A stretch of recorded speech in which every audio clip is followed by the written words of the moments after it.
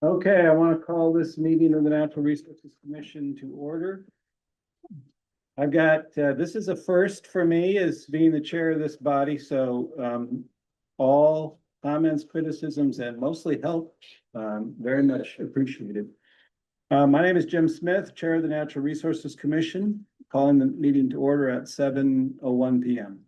Tonight's NRC meeting will be a hybrid in-person and Zoom meeting. We have a microphone set up at the commission table and plans will be projected through the TV monitor. If you are presenting via Zoom, please turn on your audio and microphone when it's time for you to speak.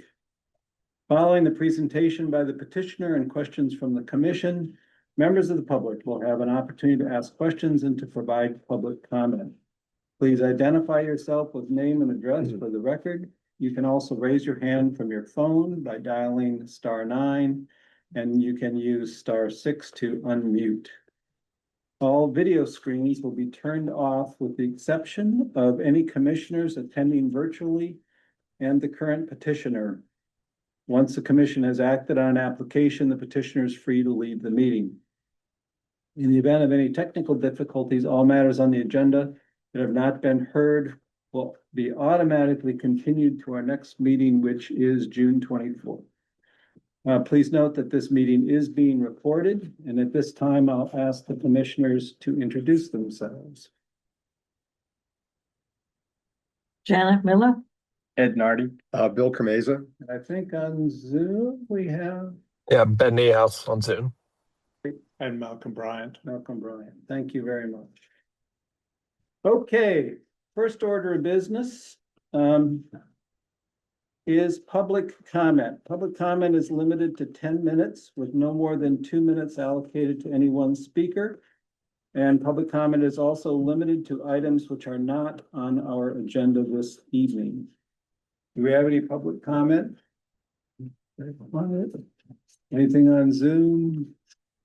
All set, fine. The next item under administrative business has to do with the Warners Pond Management Committee, and in specifically a couple of conflict of interest disclosures that we have received from members of that committee who are direct abutters to the pond. Phil Brewer at 132 Wright Road and Christine Denaro at 189 Commonwealth Avenue.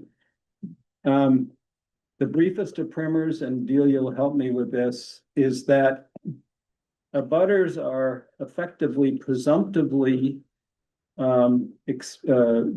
deemed to have a potential conflict of interest with any matter. The State Ethics Commission, which has written all sorts of things on this point,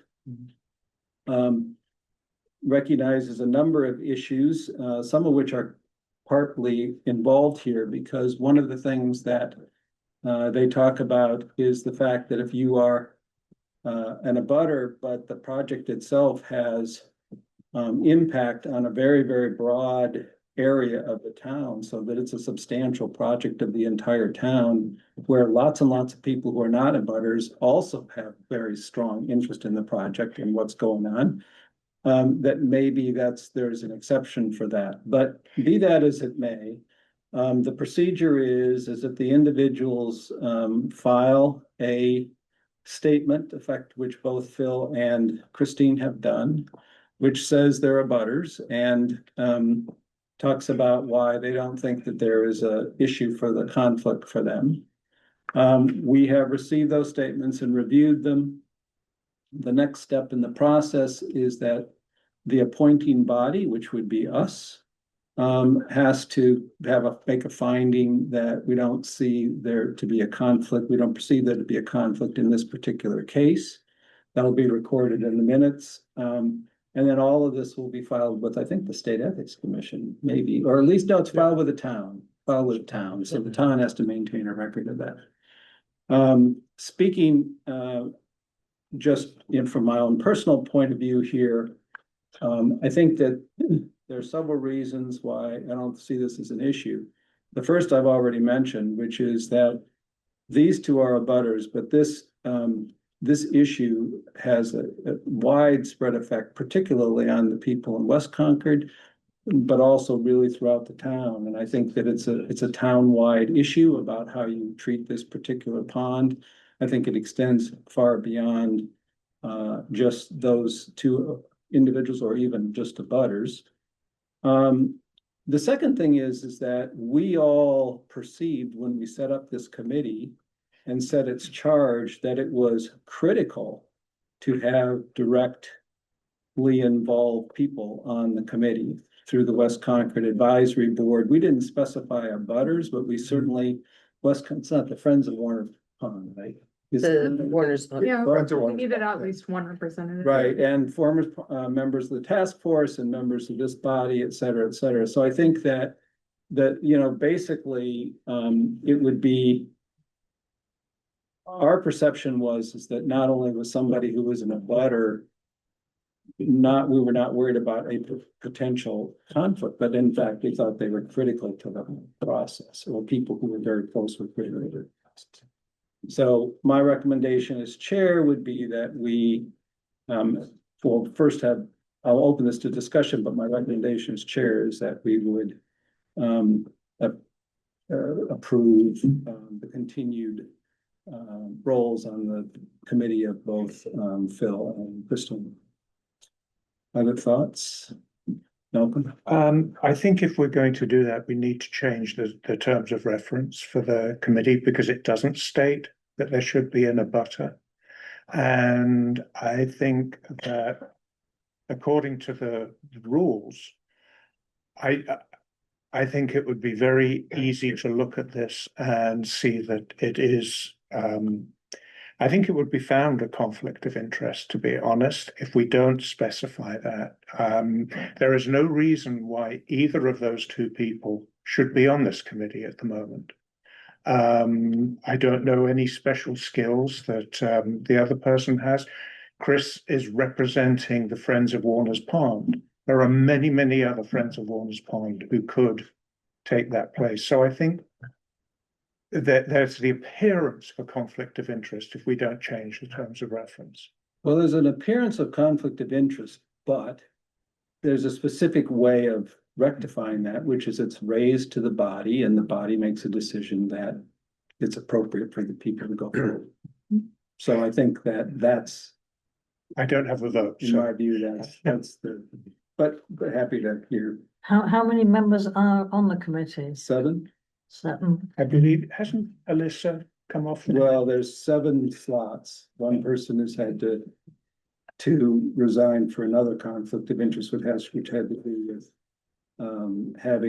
which was a more direct one because she has received compensation from another project for somebody who's related. Oh. I have found them both, I mean, not individually, but to be reasonable, to be responsible, and not to be, it's at least expressing any kind of self-interest that would cause a conflict for us. We knew there were abutters when this was done, so this isn't a surprise to us. It isn't like it's something that's been hidden. Also, the biggest controversy I know from the task force was whether or not to remove the dam, and that certainly would have affected the price, the value of the properties that are abutting. That is not the case in this committee. The committee's already made a decision, or the commission made a decision, and the committee is following up to try to find how they can preserve that pond.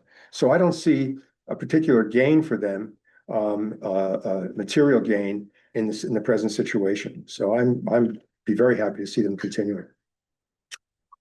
Yeah, I'm on it. I don't have any real issue with it.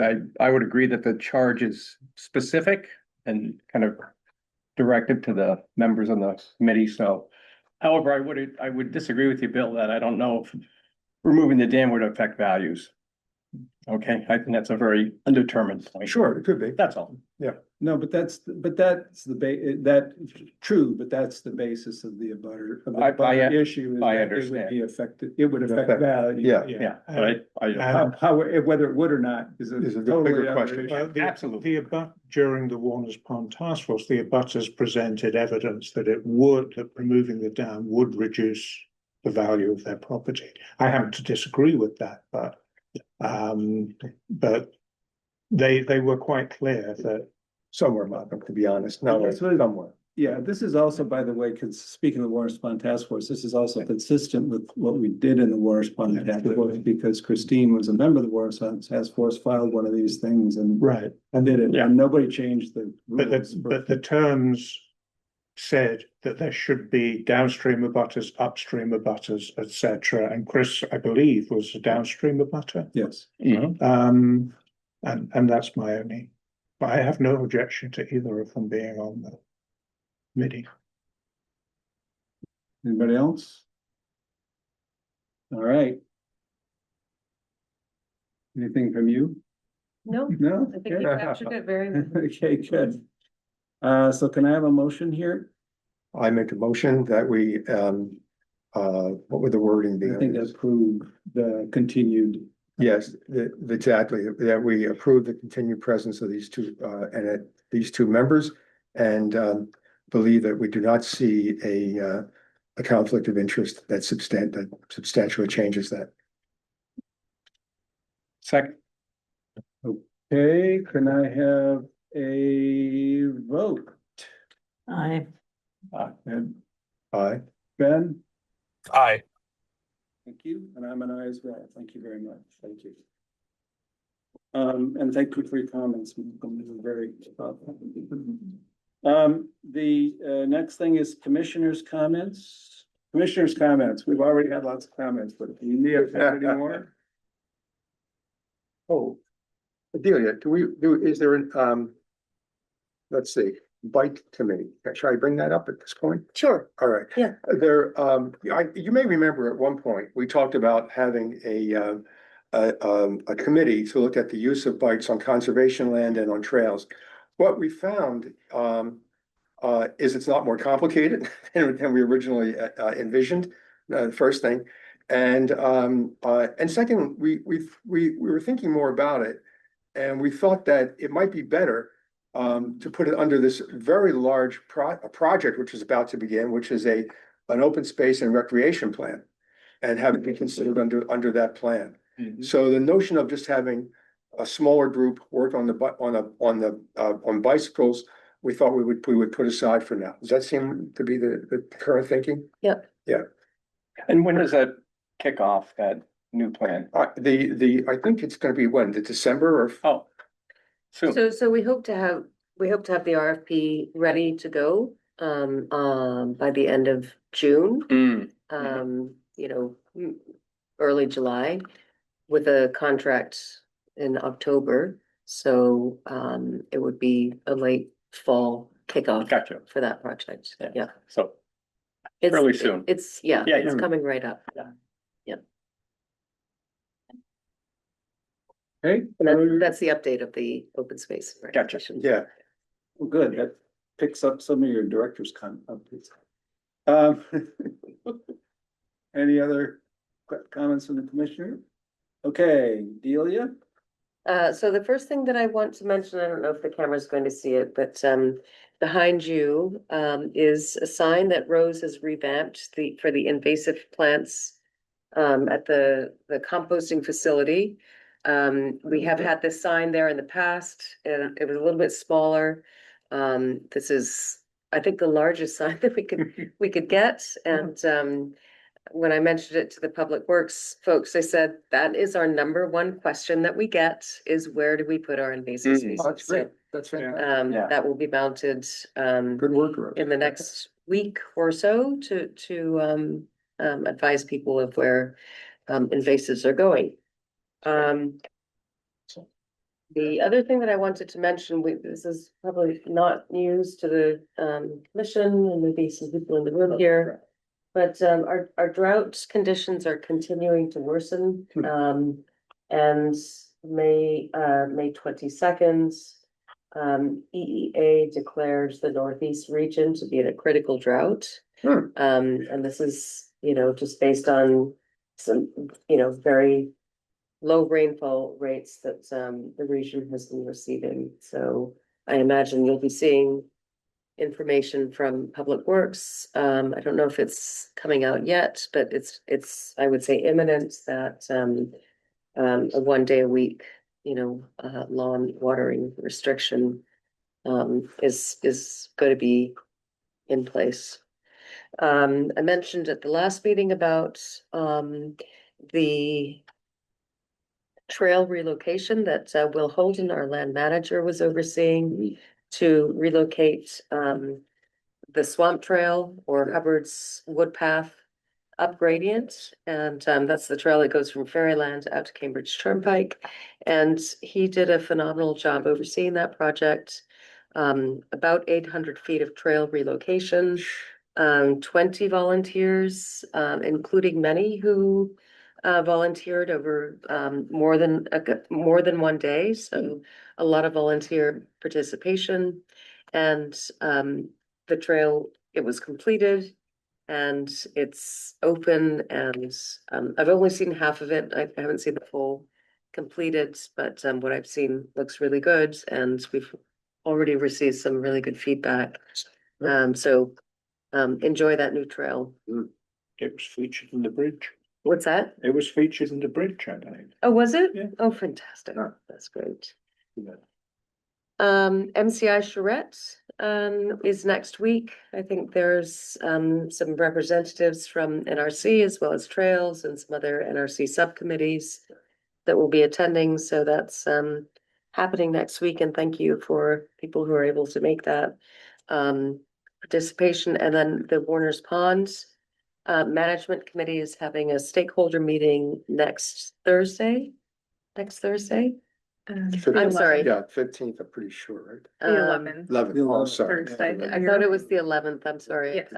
Okay. Yep. So hopefully people are able to participate in that. Can I just clarify, Yes. it's not meant for necessarily public comment at this time, but it'll Right. be, representatives from the Scouts, Friends of Warner's Pond, Mhm. different municipal departments and stuff. So Right. your public is welcome to attend, but Right. This is more for it's more of a NRC and other. sure, stakeholders. yeah. Right. It'll be a good discussion.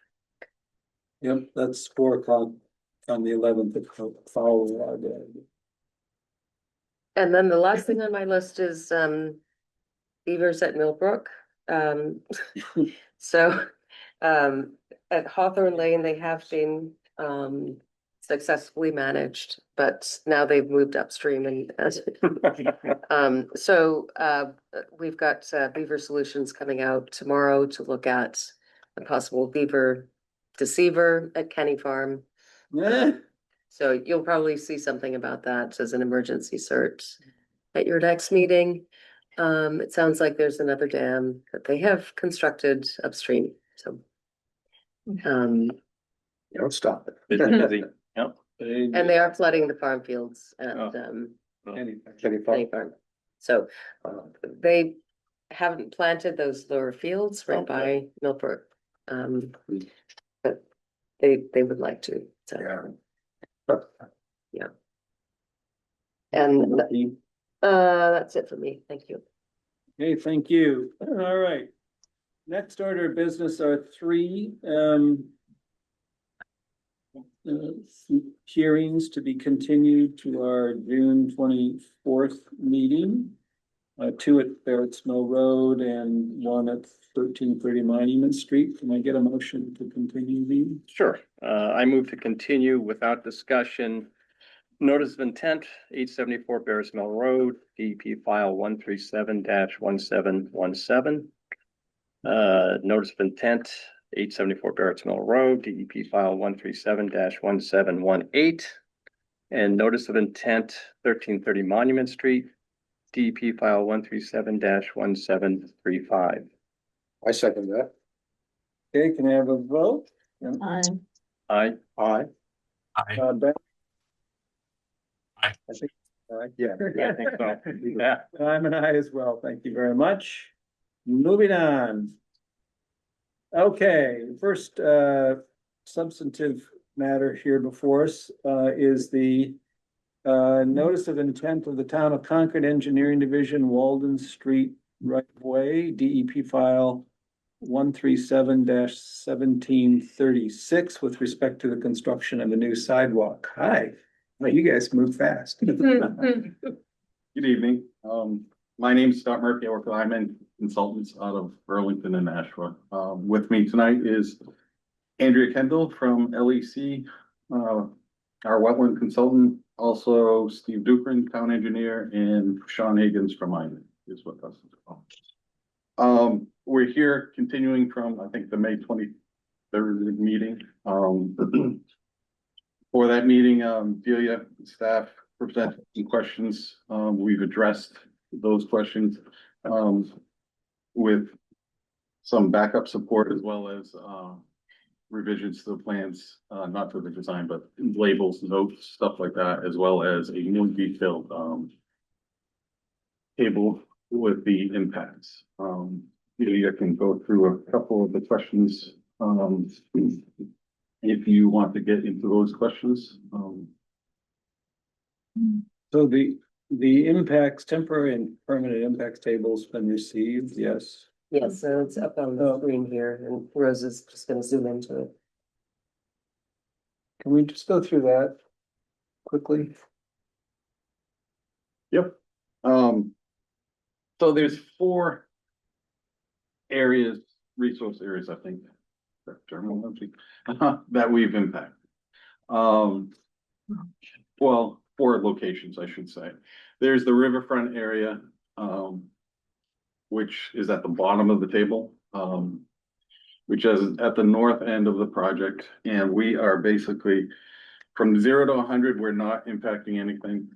There's about 80 feet, 90 feet, the lines at an angle of sidewalk being reconstructed.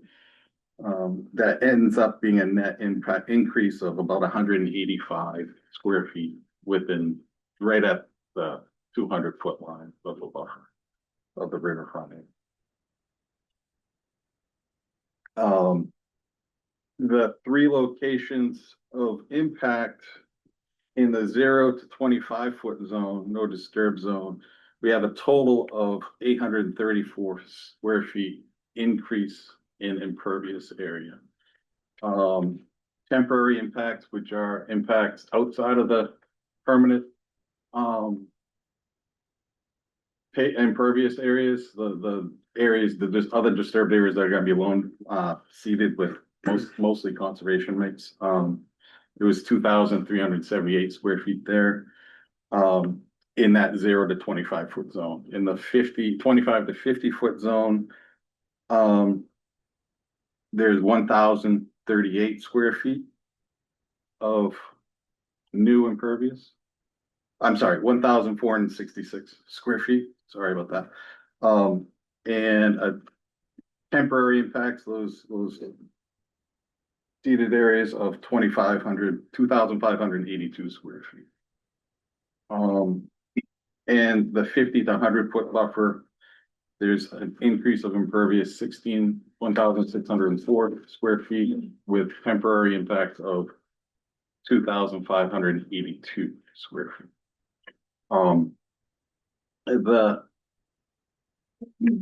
It's a long linear project. There's a couple of culverts. The buffers associated that with these basically extend across the road.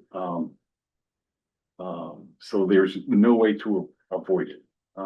We've minimized it best we could. One of the culverts originally called for extending the one of the culvert crossings was called for. The thought was that we were going to extend the culvert, which would have been more impact. We've avoided that by making some changes to the road lane widths as well as relocating a guardrail, so we were able to avoid that impact. This location here, there's a worn path now. We're basically following that at the top of the existing slope to provide as much separation from the traveled way as possible. There's a 3-foot grass strip. So all of that area is within the 25-foot, that area, 25-foot buffer. We are taking down a couple of trees in that area. One of them, I do believe is dead. The other one is an American elm, about 16 inches in diameter. At the next impact area on the next sheet. It's just north of the, oh, no, Sorry, Continue, stay over yeah. here. Okay. yeah, I think you gotta go down one more sheet. There's someone in the waiting room too. At this in this area here, this is just south of the public garden area.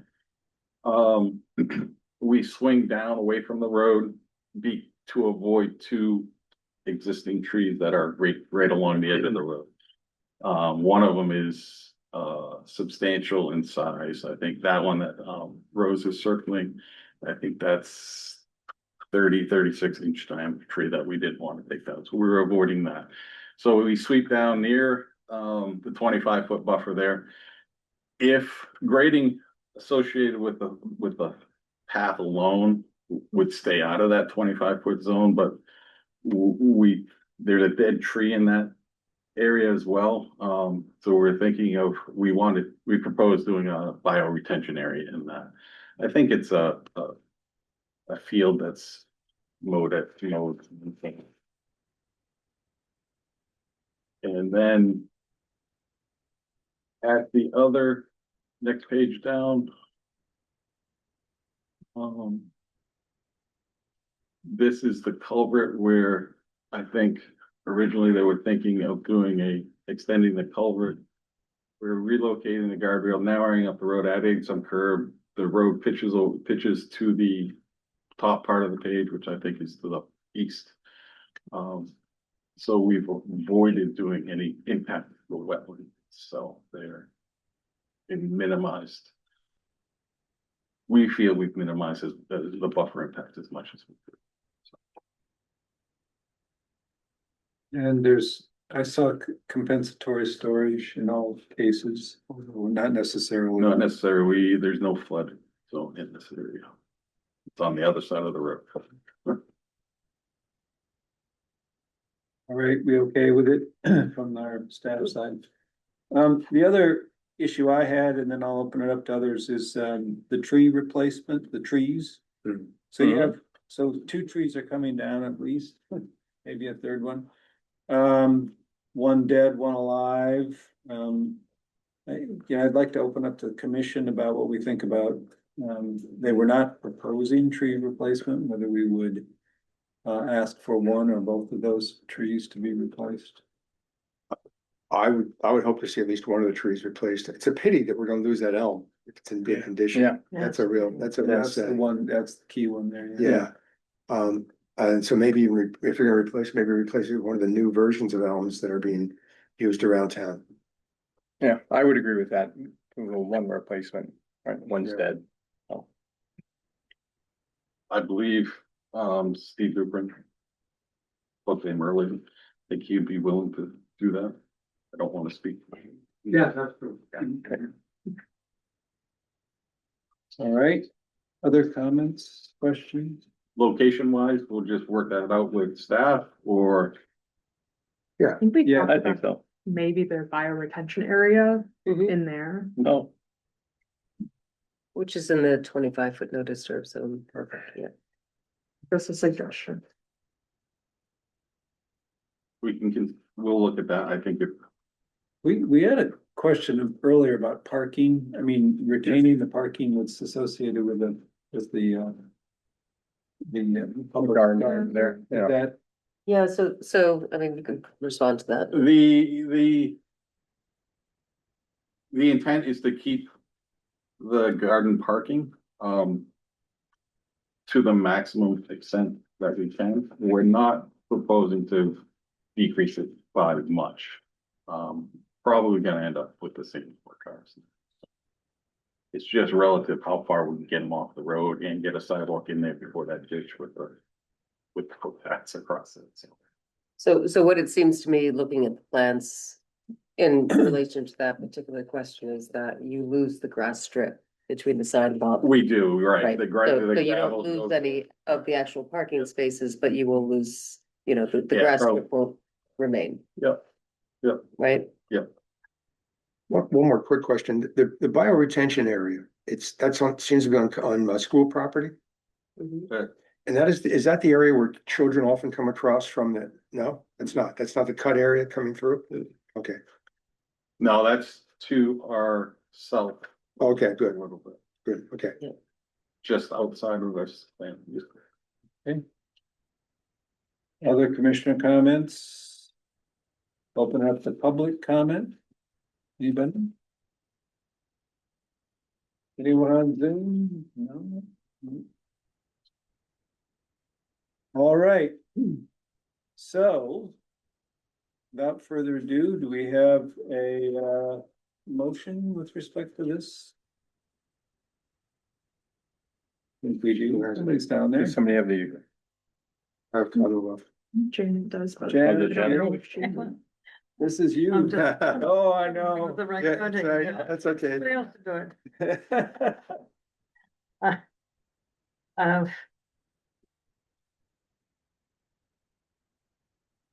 I propose that the notice of intent from the Town of Concord Engineering Division of Walden Street, DEP file 1371736 be accepted. you may want to just, yeah, and with that, you just may want to reference finding see? Oh. In Okay. standard conditions Okay, and then special, okay, with a special, your findings. with the special findings A, B, and C. Yeah. Everything else? Yeah. And then special conditions. And the special conditions 21 Yeah. through 52. It's a glory. 63. 50. Well, maybe only 52. 52 Oh. is A and B. Oh, no, you. Oh, I got the 63. My fault, my fault. Yeah, the wrong one. Thank you, I'm Janet. confusing the thing, Yeah, sorry. you did a great job. Yes. I can remember fumbling through my first one. It's quite an experience and Yeah. but Bill didn't. I didn't help you. Mess me I didn't help you. I'm testing you. Yes. I'll second that. Thank Okay. you. Can I have a vote, Janet? Janet, The boat. I'm voting. Yeah, you're voting. I'm voting aye. Okay. Aye. Aye. Ben, Aye. an aye as well. Thank you very much. Thank you. All right, thanks. Good Yeah. project. Yeah, good luck. It's really nice to see this happen. Sidewalk, I mean, high school. Mhm. Okey dokey. Next, the notice of intent for the Concord Land Conservation Trust 107X, I guess. Yep. Lowell Road, DEP file, 1371732 with respect to the construction of a, pedestrian boardwalk. Anybody who's on that for this? Anybody? You have Matthew Costa online for this one. Thanks, Matthew. Go ahead.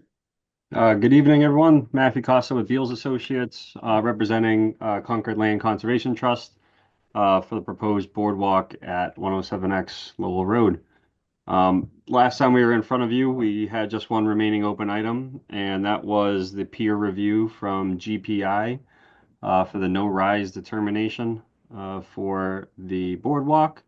I'm happy to say that GPI came back and agreed with our calculations and our updates, and that the boardwalk would not result in a rise in the floodplain elevation steps or really the floodway at all. So we did receive a clean sign off from GPI on that. I believe that would be the only open comment. I don't think there was any commission comments at the prior meeting. So we're happy to answer any questions that you guys still have, or I know Delia has a draft order, and we can discuss some of those conditions. Other comments? I'm not gonna make a comment. Oh, sure. I'm happy to. I'm just looking at the plan. I think it was C501. Just noticed that one of the details calls for the steel supports and the piles. I think it's a 9/16 hole to be drilled through both of those, and obviously presumably to set elevations as you build, which makes perfect sense. Just just a little concern about how you might capture those steel shavings as you drill in the field over the water. Obviously, the silt boom will catch any wood or any of that kind of carpentry work, but I guess I just suggest that maybe the contractor suggest a detail that might just capture those so they don't fall into the water, and perhaps an NRD staff could approve that prior to construction. Something along those lines. Yeah, hey, it's not a bad idea. We'll leave it to the smarter construction folks to. I'd be happy to have a condition on that, or I think the contract, I don't want to speak for the contractor, but like you said, I'm sure they can come up with something to prevent that, whether it's a vacuum. I guess this is aluminum, so a magnet's not gonna work, but Yeah, or even just putting something Or below one, the yeah. drilling, just, on a pile by pile basis, right? It's not gonna take too long, but Yeah. something to the effect of the applicant shall submit a plan to capture steel shavings resulting from the drilling of deck steel supports and piles per detail on Plan C501 for review and approval by the Division of Natural Resources prior to the pre-construction site visit. Something along those lines. Or maybe precisely. Go ahead. So if you're gonna do this, you're the motion person. Oh, I am? Yes, you are. Oh, okay. We have, now we gotta get public comment in. Yep. Any Okay. comment from the I do public? have one comment or kind of question on one of the conditions. I'm not sure if you guys are gonna run through all of them or. No, No. no, No, let's help it. pick something of Okay. them, so yes, go ahead. I believe it is condition number 27. It's regarding the monitoring period for the wetland replication, and it notes 3 years for growing years for the monitoring. I believe DEP's comment was a 2-year period, and our plans noted a 2-year monitoring. Just wanted to see if we could pull that back to a 2-year monitoring period, if that's acceptable to the commission. I think the order is also, only valid for 3 years, so we would have to extend in order to make any amendments or fix anything. So if we can pull that back to 2 years, I think that would be acceptable. We're getting a nod and approval from our director of natural resources here. Has that been standard for us with other situations? So we don't do a lot of wetland replacement. Right, that's monitoring, true. Right, That's true. we do require invasives removal, so it's a Yeah, little bit gray because the permit is issued for 3 years. Right. They're gonna start this year, they're gonna do the work this year, and then we're gonna ask them to monitor next year and the following year, which is the life of the permit. Yeah. So I think that's fine. Okay, till the life of permit essentially. Yeah. All right, okay. Just, Yeah, go oh, ahead. just wanna, so I think it's condition number 27 references the 3 years, and then there's a second condition that also mentions, I thought I highlighted it, but there is another condition that references the 3 Usually- years. Invasives removal is for 3 years because they're not doing Okay, Oh, work. I mean, they're starting that work this year and monitoring it this year. right. okay. Yeah, 41 says 2 years, so I think that one can stay. 15. Well, that's plant survival. Yeah, that's, Oh, all plants, okay, in the area, I gotcha. Okay. So before we- change, Yeah, we're gonna, go ahead. so change 27 to 2 years from 3. yeah, is that the one? Okay, this was relevant to me. That's all. Yeah, there you go. Yeah, 2. All right, and we're gonna add Yeah, add a 53 or Right. 61. 61. Yeah. Which you just read, but you probably have to read again for that. All right, Ed, go for it. Am I reading this again as well? The new condition? Yeah, no, I don't think you have. Well, now you don't, well, we'll just, she got it. We'll. Yeah, And we'll just say. Yeah, just add it to. Yeah. Okay. I move that we close and issue an order of conditions for the project located at 107 X Lowell Road, NOI DEP file 137-1732 with findings A, B, and C, and special conditions 21 through 61. With 61 having been added and 27 being modified. It would, thank you, with 61 being added this evening and 27 being modified from 3 years to 2 years. I second that. On the vote, Janet, I, Aye. Aye.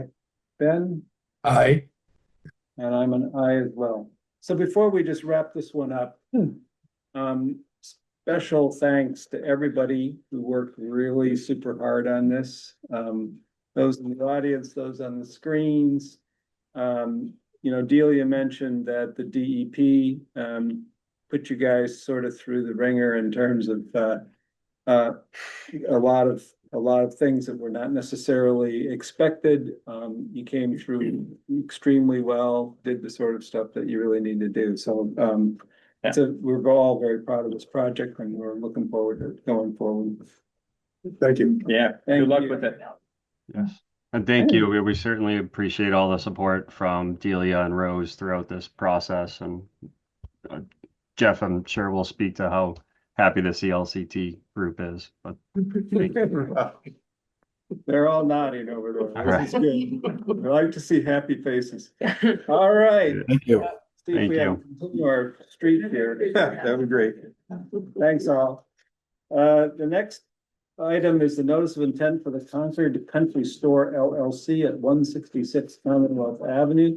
DEP file 137-1729, which is a number of issues related to the redevelopment of that property.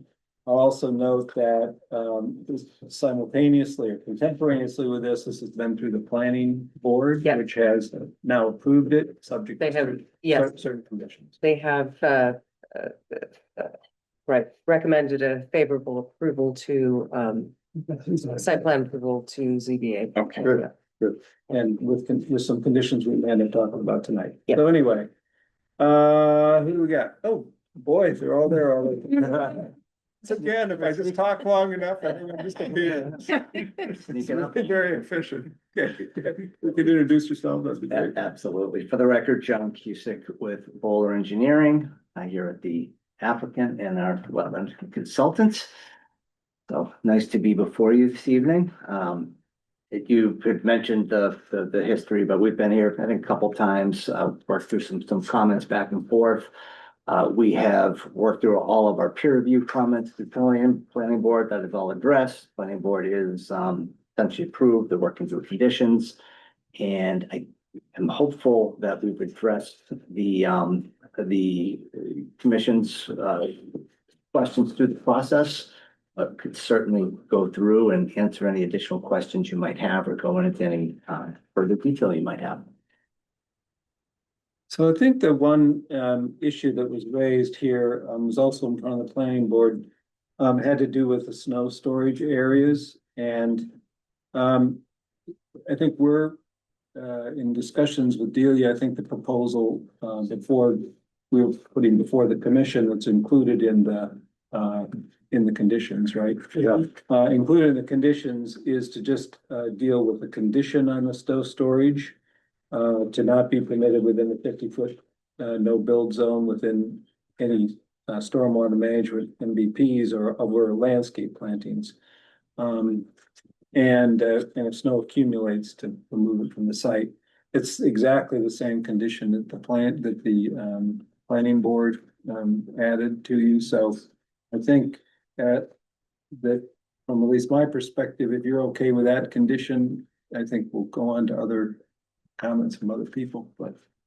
I think we're fine with the first half of it. Again, today, everything gets kind of plowed into the river and we realize you guys don't want that and we don't want that. So we've added the landscape strips back there. So relative to the 50 feet, I don't think there's an issue with that at all. By pulling everything forward, we really only have 2 spots to be able to put snow on site. It's a very, very small site. We've reduced probably, I think, about 14% of the existing impervious area on site.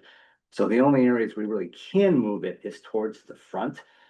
So that's really our only choice. There's not another spot to put it that's not in a drive aisle or a parking space. And again, it's not like we configured it, put those elsewhere. So we're really operationally kind of stuck. Feel like we're trying to do the good thing by giving the, the landscaping to the back and keeping everything away from the river, which we think makes sense, and I know you think makes sense. But we move everything to the front now, those are the only places we can put it, are those two landscape areas. And if it gets too large, we'd need to remove it, but beyond that, there's no other spot that really wouldn't be parking or a drive aisle that would be needed for access. But isn't that what we already? I think that's what the condition says. Condition says? Yeah. I'm sorry, I thought you said not in landscape areas, that's why I was. That's right, not in landscape. Oh, But that's what I'm saying, is that's the only place we can put it, that's Oh, not I in the see. drive aisle of parking, so that's the so struggle we have. Right. so it's primarily the front one, is that the? Those two, The the two and- skinny one and the This, amoeba. I see, yeah. Yeah. And operationally, in reality, it's just a temporary stock area to load a truck. There's not much snow we can really Store in. stop there. Yeah. Yeah. But operationally, we do need the plow truck will push it, we'll move it, and then a loader will eventually load it off-site. It's just Right. operationally, we need somewhere to be. Right, able to I mean, move it. I think I would suggest that operationally, the better solution would be to plow it into an existing paved surface. You might lose a parking space or two, but if it's plowed into, the side of the building. sorry. In one of those spaces, so that the snow is removed from the other parking spaces in the drive aisles. And then within a period of, a few days, it's removed off-site. I think that would be a better solution. I think if you're putting it on landscaped areas, you're, putting salted, sanded snow, which carries a lot of weight. And then when you remove it, there's gonna be Yeah, nothing you're left of just gonna, landscaping. you're Yeah. not gonna have any landscaped areas. So just operationally, as someone that's plowed a lot, even just the front half of that, if there's an inch on the ground and I'm using one of those parking spaces, I can't fit an inch of snow within one of those parking spaces, just from someone I plowed for years. I know that for a fact. Okay, I'll be open to a condition that, every season that, landscaping is revived if it was died during the snow or something like that. Like, I'm completely fine. It's in our interest to ensure that the landscaping is to the best of its ability, right? We want it to look beautiful. We want it to look good. If you looked at our other sites, you could confirm that we try to hold the highest level of landscaping possible. I'm just concerned that in the practical reality of like one parking space or two parking spaces is just, it's a real concern. I don't know if that's really achievable. So it's a given that you're gonna, what you're saying, Snow removal. you're gonna remove the Yeah. snow from the site on just about every snow event. Most probably. Because Yeah, you couldn't really stabilize the snow on those No. that thin strip. No, not at all. Anyway. Yeah. Yeah, of any magnitude anyway. So I understand that the planning board has already incorporated that condition in their recommendation to ZBA. so we have a special planning board meeting on Tuesday morning. Is that correct, John? Yeah, that's correct. And we're That- gonna review the conditions in that meeting. Right, we haven't received any of those conditions yet, but that is something that we would talk with them on Tuesday morning. I think it's 8 o'clock Zoom meeting to review those conditions. Because again, it's, And holistically, it is, I feel very comfortable saying it's a major improvement environmentally to the site overall. 100%. I don't think anybody's, Absolutely. we would all agree with that. Yep. Yeah, It's just trying to Yeah. do it to the best of our ability. and- Yes. and Sure. making it- Yeah.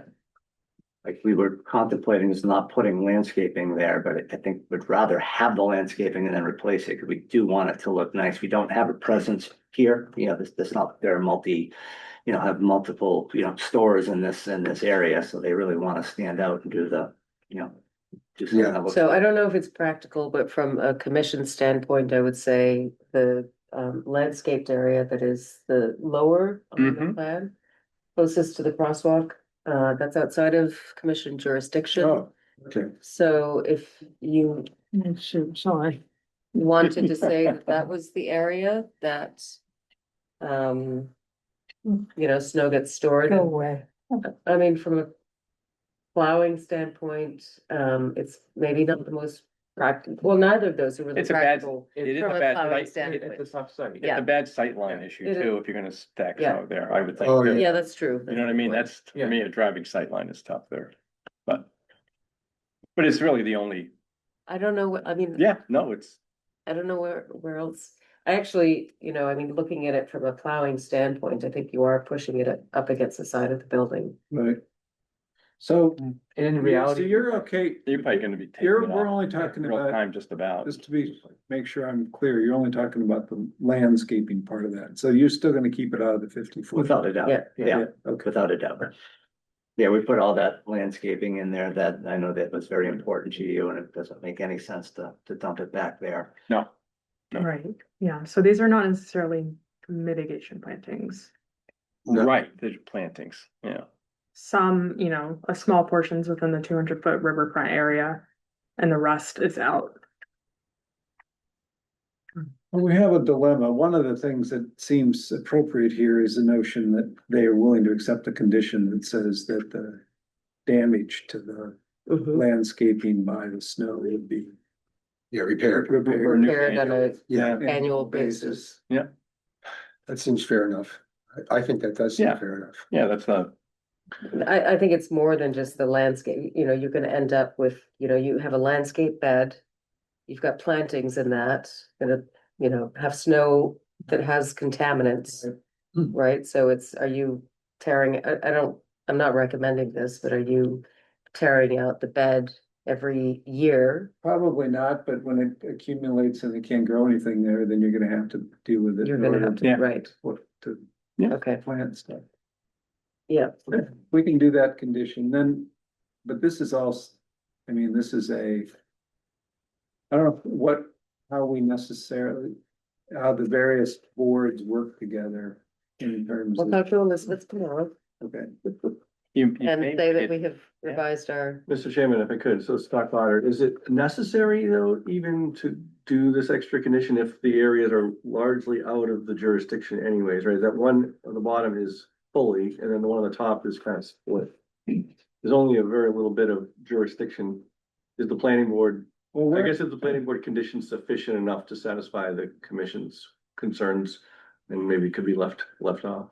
well, the problem right now is that the planning board has got a condition, has this condition. The one we have. The one we have, it has that condition, so we're talking about this, and when you get to the planning board. If we are willing to deal with what you were talking about. Which was essentially keep it out of the 50 foot and then the stormwater, and with respect to plantings on the site, keep them going. That turns into a recommendation to the planning board, which may help you get over the hump with those guys on Tuesday. What we are absolutely trying to do is be consistent with the. Yeah, okay. Because what the planning board says is landscape plantings throughout the site. And maybe, is there a way to get that just to apply to the landscaping zone adjacent to the river? And maybe extract that condition from these two spots altogether? I think it makes more sense to have the conditions be consistent. I would between the agree. Planning board Yeah, and I would NRC. Yeah. How we do it. It doesn't make sense Cause we're to gonna have come up against this conflicting. again, planning board, you're saying, is the planning board. Well, this is the, We're reading the You already planning have, board. they already have this. this is the draft Yeah. condition at the planning. So if we accomplish changing it. And then she talks to the planning person, that may make your Correct. meeting on Yeah, we're. Thursday or whatever it Yeah. is easier. Right, our suggestion is more lenient at the moment You're right, than what that's the correct. planning board is suggesting, so. Correct. Would make more sense to swing that way. All right.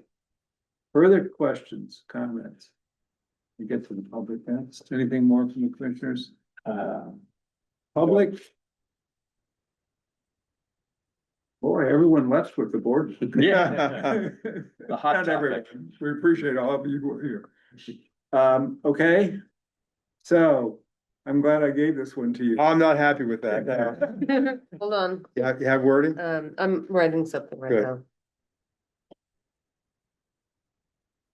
So while we're filling time, what's your, if you get all these things done with the planning board and everything else, what's your, We're hoping to have, we're in front of the zoning board on the 11th, so next Thursday. Mhm. And if all goes well, we would be hoping to submit our construction permits within the 30-day appeal period. Yeah. So we will be in Yeah. the ground, at least we'll be doing demolition on the site within the next 45 days, hopefully. Good. Great. right? And I hear good things from neighbors who are looking forward to your presence over there. We're excited. We're excited. You're gonna be partly a hardware too. You're gonna have some, that's the rumor, right? Yeah, no, that's what we do, yeah, That's pretty absolutely. good. That's pretty good. Okay, I'm ready whenever Go you're for ready. Go. Okay. So I propose that we close the hearing for special for 166 Commonwealth Avenue, DEP file number 137-1729 with findings A, B, and C and special conditions 21. This is the 64. Yeah, 21 through 63 with an amended number 36, which is on snow storage. And the amendment says this: snow storage is not permitted within the 50-foot no-build zone or within any stormwater management BMPs. Landscape planting areas shall be restored annually to address any damage from snow storage. And then it continues on. If snow accumulation is in excess of the designated snow storage areas, the applicant shall remove excess snow into an appropriate snow disposal facility within 72 hours of the storm event. This condition shall be in perpetuity and shall not expire with the issuance of a certificate of compliance. Second. Okay, can we have a vote, Janet? Aye. Ed? Aye. Ben? Aye. I'm aye as well. Thank you Yeah, very all much. right. All right. Thank you. And you will take on talking to Elizabeth about the Yeah. condition. Okay, good. Excellent. Now we're moving. Yeah. Holy Yeah. cow. Next is Monument Street. We are now, let's see if I got this right. Okay, the next issue is a notice of intent for the I did the Concord Country Club store. Okay, we're on the new applications. This is a request for determination. Have I gotten the right place? Request for determination of applicability for the car area at 65 Williams Road, RDA file 26-7 with respect to a replacement of a deck. And hello. Hello, I'm Carol Smith. I'm the homeowner. And my contractor is online. Good evening. Yes, hi. You want to just run us very quickly through the project? Yes, good evening, everyone. So basically, the proposed work is to remove the existing deck and build a new one on the same spot.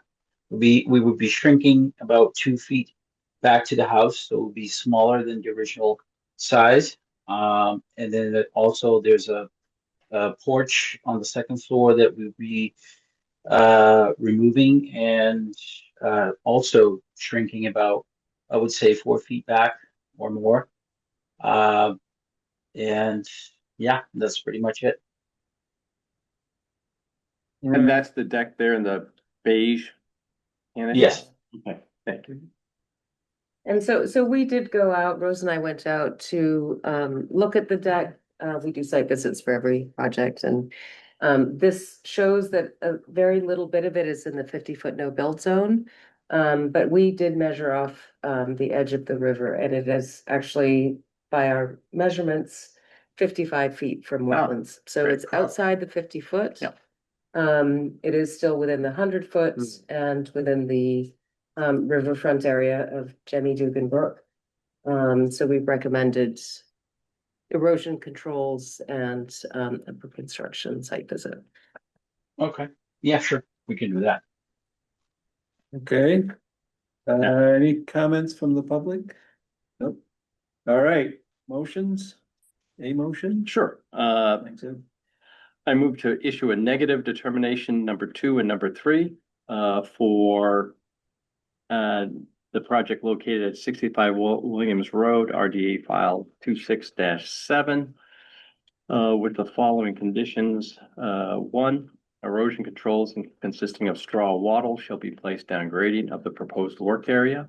2, the applicant shall schedule a pre-construction site visit with DNR staff to review the erosion controls and proposed work. And 3, following the construction, the applicant shall submit a letter to the NRC confirming that work was done in accordance with the RDA and conditions. Any changes shall be described. Second, Second. okay, Janet, Aye. Aye. Aye. Ben, Aye. and I'm an I as well. Thank you very much. Yeah. It was easy, Thank right? you. It doesn't sit for a Easy. long time. Good luck with the Thank project. you. Good luck with the project. So much. Thank you. Made it a lot easier as soon as it was outside the 50. Yeah. Yeah. Okay. Let's see, next one is a request for determination of applicability for the property at 242 Lexington Road, RDA file 26-8. Hey And everyone, I'm on Zoom. I'm sorry, I don't have video today. Is that okay? Sure. Well, so far you are Jay, so we better have a name somewhere. So it's Jonathan Alex, Oh, way over there. Okay, Okay. thank you. homeowner at 242 Lexington Road, Concord. Yep. So to go through the project, I guess there's 3 different things. There's an electrical trench that I want to do from where the panel is to the corner of the detached garage. And then there is invasive brush west of the detached garage that I would like to remove. And then I would like to plant some plants as depicted in the illustration, with the green dots and the red dots being the brush that I would like to remove. And I believe if you scroll down to the bottom of this file, you can see some pictures of some of the it's a lot more overgrown than that, I think. But, Yes. We can confirm. yeah. So that's about And it. that's, that's the invasives. Yes. Yeah. Yeah. There's a whole lot of them Yeah. out there. So do you want to talk a little It's bit pro- about like what you're thinking about the invasives removal and replanting? Because the trench, I think, is very straightforward. Yeah. Mhm. It's more what you want to do with that. I mean, it is really overgrown with invasives. Even just if you wanted to take the fence down and replace it, I think you've got a lot of invasives to manage, even in order to do that. So that whole area around the fence is all covered with invasives? Yeah. Yeah, it's completely buried. I see. You don't- Oh, I see. Yeah, I see it. Yeah. I see it. Yeah. I got it. Yeah. Yeah. Yes, it didn't even look like there was a fence there. No. No, you can barely see the fence. Yeah, there we go. Right. Invasives are doing what invasives do. That's. Yeah. Oh, yeah. And there's so it's a lot of bittersweets and other things, and it seems like it's been mowed, previously. So there's bittersweet that's popping up in the lawn. Yeah, it's you all can see right invasive. there. Yeah, sure. It's. The runners, man. Right. So, I mean, it seems like you have a fairly extensive invasive problem, that we wouldn't recommend managing by mowing. But if you were going to remove, the invasives, I think we need to really kind of understand that better. They really should be removed by their roots. Sure. Could you give me some advice other than by the roots? Like, what would you particularly want to see? I haven't hired landscapers yet, but I could give them Yeah, the so same we're not direction. really able to give advice because it's site specific. And it really is best if you can work with a professional for your site. But if you want to think about that piece of it and come back and kind of talk about that with the commission after you've had a Good. chance to, consult with somebody, I think, the electrical trench is very straightforward. It's Yeah. not, Yeah. Could we use a machine to pull it up and then dig out the roots? Would that be acceptable that close to the 50-yard, to the 50-foot line? with a machine is that they don't, you could, Depends how deep you dig, and busy would be cutting the roots with the bucket, right? I mean, right. it's hard I to, mean, if you are using a grapple and pulling something out, then maybe it depends, I think, on. So, yeah, so I think this is a situation, I think we are all thrilled that you're gonna try to get rid of these invasives, okay? you bet. And not unfortunately, but just as a matter of course, removing invasives like this ultimately requires some discussion with this commission. I mean, it's just, we have projects all the time, where all that is being done is the attempt to remove invasives. There isn't any other work being done, and we have to approve the work of the invasives. So I think what Delia is talking about is that it may be worth getting the trench approved here, and then working with your contractor, and then coming back. Contractor can talk with Delia, we can come back with a proposal in front of the board that we can approve, and we can just get this work done, and you can be all set with it. Yeah, I think that Okay, makes sense, because if you don't, they're just gonna come back. Yep. Right, the invasives. Right. Don't do I it. mean, the reason we have these, we talk about pulling them up by the roots and stuff, is because otherwise you've essentially spent a lot of money and you haven't accomplished anything. Yeah. Sure. Okay. Is there key points that you Go ahead, sorry, sir. are there key points you would want me to hit when I come back to, like, I guess I'm coming back to the next meeting? Is that? So I think I think the commission is in a position to approve your trench. And native plantings. Yeah. And your native. And native plantings for sure. And your native plantings. Okay. And Well, you wanna see eventually a list of those native plantings? Yes, yeah. I would think in conjunction with the invasive mitigation. I did send him our natives list. Okay. Yeah. So Right. we have talked. Oh, good. But yeah, just want to point that out. Okay. And for the native plantings, can I plant them anywhere I want, or is it generally like how I illustrated? I guess you could say. Yeah, so native plantings can go anywhere on your property, and the more the merrier. Okay. Yeah. The invasives removal, I think you don't have to come back for the next meeting. I think you can just Run it by you Yes. with the process that we're using. yeah, we're happy to talk offline for sure. Oh, okay. And We cannot give you advice on it because it is site by site, and you need to have somebody give you guidance on your, specific property.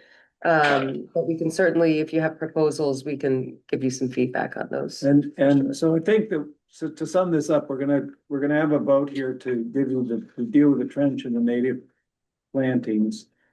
And we're gonna encourage you to have a conversation offline with Delia to get more detail on sort of what the process is, but I think that's gonna start with having a contractor who's can look at this and make proposals back to us. okay. Could I just clarify one quick thing? After we get that process down and Delia and I are comfortable with that, and the contractor, of course, should I be prepared to come back to another meeting to get a determination on that as well? Yep, Is it a separate RDA? Yes. it's a separate filing because of just the fact that you're trying to remove these invasives. Right, so you're getting an approval under this RDA for the trench, and then you would just refile for the invasives removal with some more specifics. Okay. Okay. Okay. Your same map, that was great, really Yes. a lot of good work that you put into that, thank you. Well, thank you for all the help, both of you guys. That was Really Rose. appreciate it. Hey, Rose, No problem. All right. Any public comment? Or other commissioner comments, sorry? Nope. Public comment? All right. Get the motion machine going. Go for it, Bill. All right, I move that we, close the hearing and issue a negative determination, number 3, for the property at, where are we here now? 242 Lexington. 242 Lexington Road, RDA file number 26-8, with the following conditions, a pre-construction site visit shall be held with the applicant and the staff and the NR staff. And 2, upon completion of the project, the applicant shall submit a letter to the NRC confirming that the project was completed in accordance with the RDA and conditions.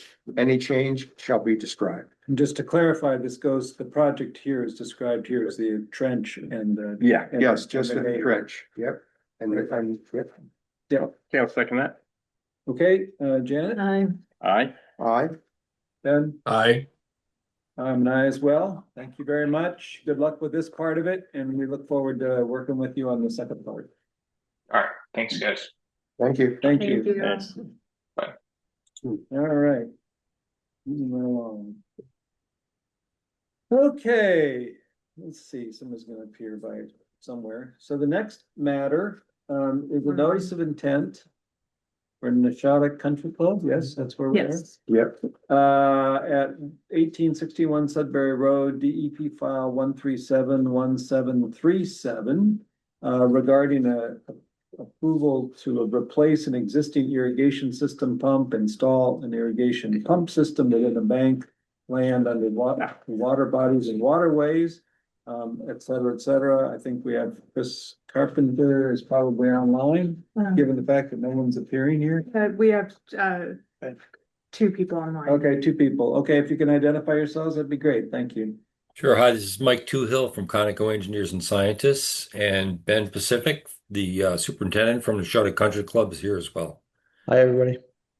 Hello. Thank Good you. evening. So could you describe your project, please? Sure. So there's an existing pump station that's adjacent to the irrigation pond, which is just off Sudbury Road on the 17th golf hole.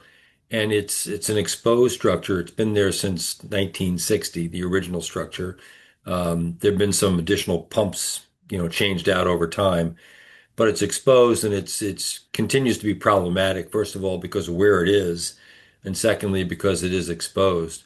And so what the club proposes to do is to replace that pump system with a new pump system in a small house, about a 500 square foot building, away from the pond, away from the wetland area.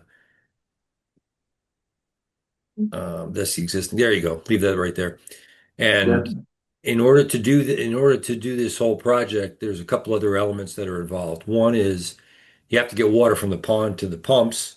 So there's a draw pipe that will be put in a ditch, constructed in a ditch through turf from the new pump station down to the irrigation pond. That's the pump station right there, down to the irrigation pond. And then another element is to get power to the pump station. And right now the power is up by the 18th golf hole, which is right behind the green here.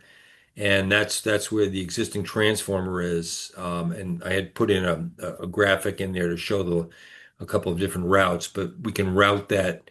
It's an underground conduit to get power from the transformer down to the pump station.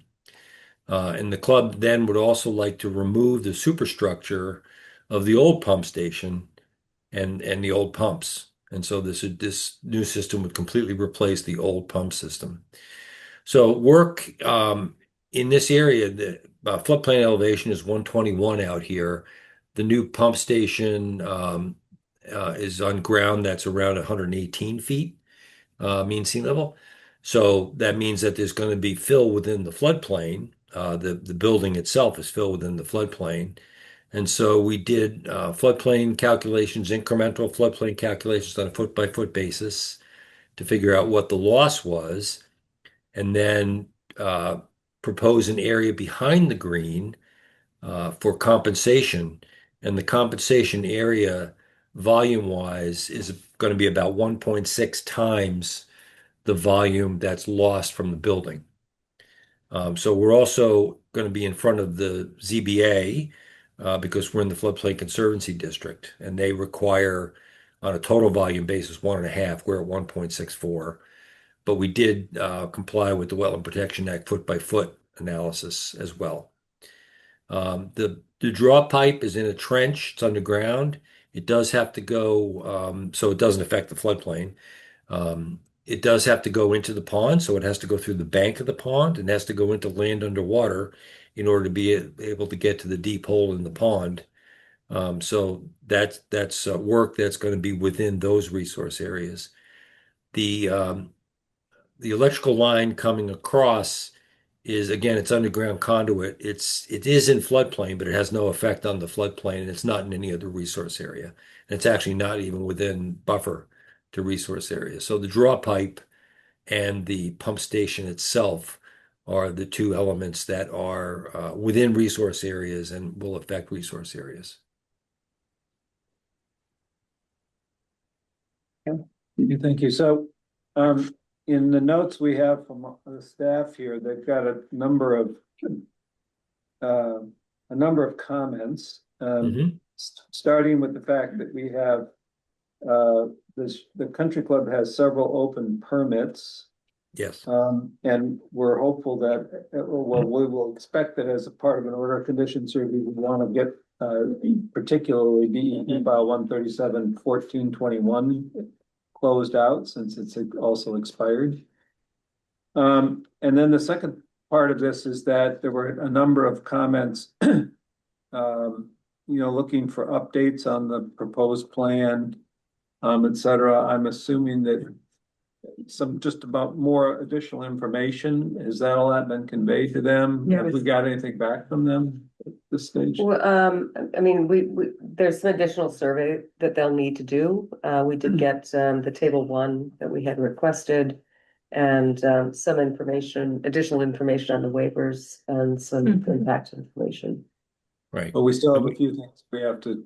We do. We have to update the plan. So I had the draw pipe and the pump station and the electrical lines on 3 different drawings, if you will. So we're actually in the process of putting one drawing together that shows where all these things are in relation to each other. Yeah, it's a survey drawing. Yeah, that'd be good. Right. Yeah.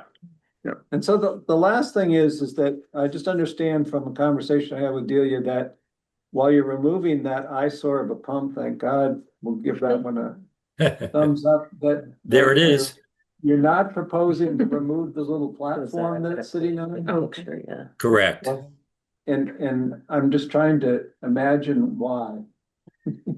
Well, You're a not couple removing- reasons why. It's been there since, the early 1960s. It helps with the stability of that area. And there's a big cost involved to remove that. We didn't really see any compelling reason to remove that because there's no effect on the resource areas by leaving it there. No, Mike, I don't know if we meant, we're gonna take out the whole green area. It's just the concrete pad that we Correct. believe. Right. Yeah, that, you don't see that as an eyesore to the pond that's otherwise finishing this all off? Just asking. I mean, It could be an eyesore, but it's also we have a budget to work within as well. I wouldn't say it's an eyesore, but I don't know. well, Well, it's improved. It's not a beautification issue. Yeah. Well, at a minimum, would you be removing the cinder blocks that are on top of the Yes, those Yes. the foundation, if you will? Yes. So all steel, everything in green we see will be removed, the cinder Right. blocks on the back wall at a minimum. Right. All the electrical, the little fence that's back behind it, the stairs, all that stuff, all that's coming out. Do you happen to know the depth of those foundations by chance? I can't imagine they're very deep. It's a very light load that's imposed on them. I mean, are they a couple feet deep? That would be pretty easy to pull out. If it's obviously it's much more substantial, that's a different issue, but have you done any kind of poking around to determine that? I've poked in there and I think if I remember correctly, it's around 6 feet to where I hit the bottom of it. I can double check that, but that's just maybe we could request that you do that, because again, if it's shallow, they'll break up pretty easily. It'll be easy to pull out. If it's 6 feet, that's a different issue. Yep. Well, and even if, you know, you just, so the containment structure, it sounds like the top cinder blocks over that containment structure comes out along with the, the pump. Oh, yeah. Yeah. Structure itself, but the containment, which is not at all, of any benefit to the resource area, you could. I mean, it would be helpful to understand how deep that goes. Yeah, exactly. Right? Yeah, And sure. is that just plucking out 2 levels of cinder blocks and then restoring that I mean, to a more natural condition, which if you're removing the pump, you would think that you would just do the whole thing. Is it cast concrete or is it a CMU? Cinder blocks. Is it a cinder block foundation? But I mean, that would be helpful to understand. Well, I think that it sounds like what we'd really like is some more information about this, if we possibly can get it. And if, to the extent that you can move some of that, I think I recognize it's 1960 and all that. I also recognize, if you're gonna restore this area by, moving this pump, it would be nice to finish the job, if it's possible to do that. So if you could just at least look at it, that would be really helpful. Yeah, we'll take a look at it. Absolutely. Thank you. When were you planning on doing this? Hopefully this fall, start construction on the new pump house in October-ish, and then remove all this once we blow out the system in early mid-November. All right. Okay. Public comment, other comments from commissioners? All right, so it sounds like this one's continuing to the 24th. Yeah. Yes. Okay. Get your plans and look at some other things. We appreciate this. Obviously, this is going to look better almost immediately when the. Yeah. I'm excited. And work better. I bet, and yes, and just, we did mention the closeout of that one, DEP. So. Yeah, I looked them up. The first one, the oldest one, I think was for the clubhouse. And so Jeff Bram is actually in the process of Meisner Bram is actually in the process of closing that one out. The second one that was in Rose's list is the master plan for the golf course, which includes a lot of the other irrigation system elements, which we haven't built yet. And that's valid until I think 27. Yeah. So we wanted to be able to keep that one in force, obviously. Right. And then the last one, the newest number, I think was for the kiddie pool at the clubhouse, and Jeff is in the process of closing that one out as well. Okay. Sensational. Thank you. We'll see you in a couple weeks. All right. Thank you very much. Appreciate it. Thank you. Thank you. Sensational. That's Jim. All right. Let's see what gets picked up in the minutes.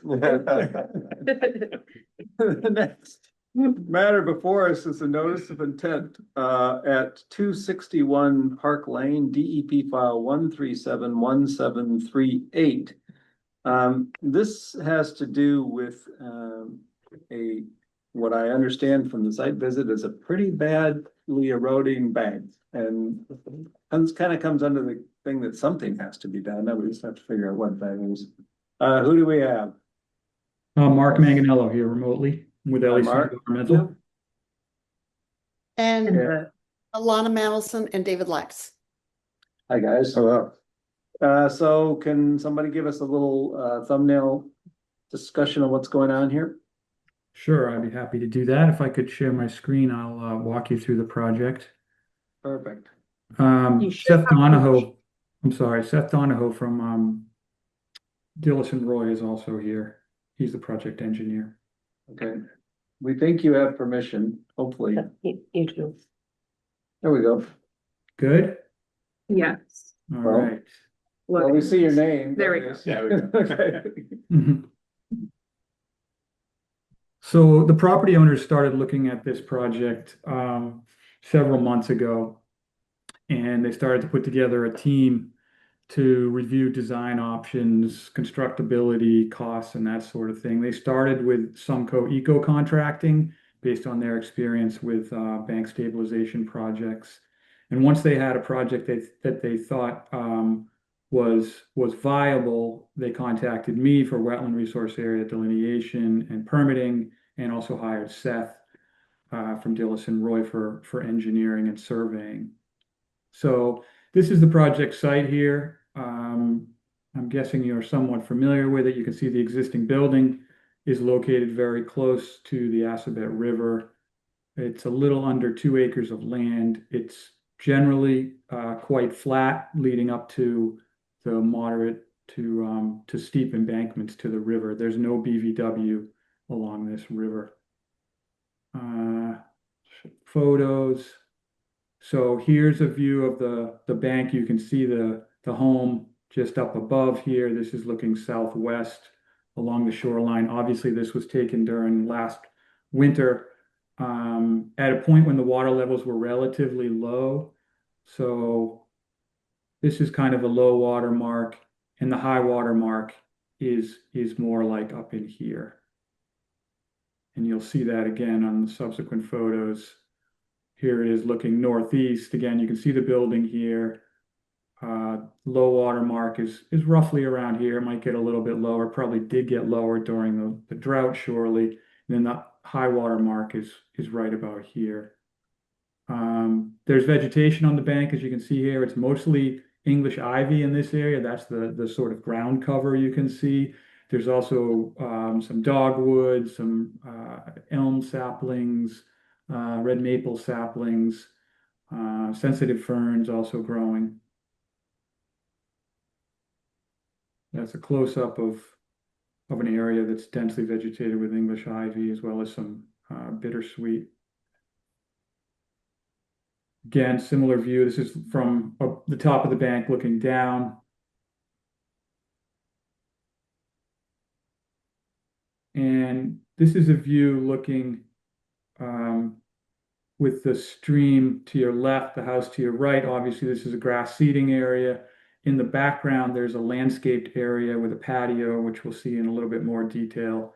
The English ivy we were just looking at is kind of behind this large tree right here. Some landscape plantings between the bank and the house. Pachysandra. More landscape plantings closer to the top of the bank to kind of give you a feel. So here's some of the dogwood. It's growing on the bank or near the top of the bank. There's some saplings and small trees as well. This is looking in the opposite direction. So again, you can see the landscaped area between the bank and the river. This is an existing water access route that the owners use to launch kayaks. This is part of the project that involves improving this with some stone stairs. We'll get to that in more detail in a moment, but I wanted you to see what it looks like in its existing condition. And we're back to the beginning. I'm going to jump to the site plan.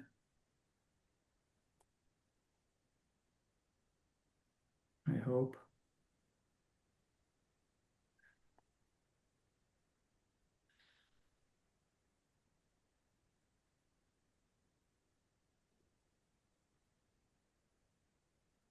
Okay, so here's another view of the property showing the resource area boundaries. We delineated bank mean annual high water to the river. That's the light blue line here. Of course, the house is here. Your 25 and 50-foot bylaw setbacks to the bank are here.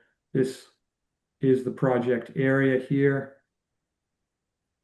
including the proposed stairs.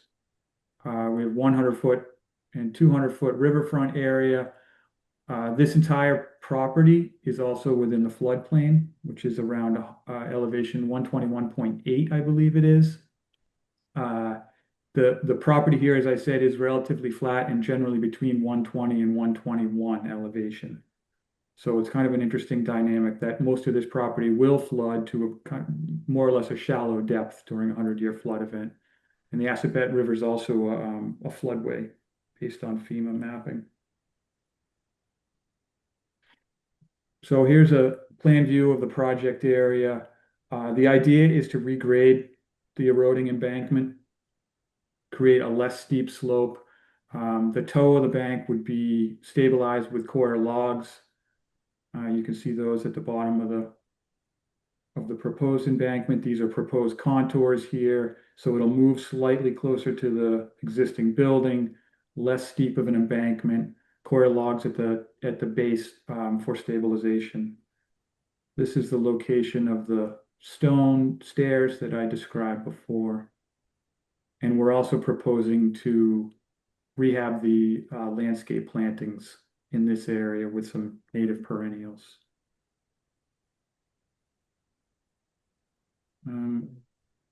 Show you this cross section here, which I think really tells the story better than I can describe it. Lost it.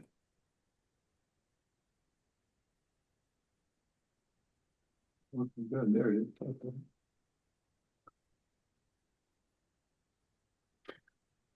So existing grade is here.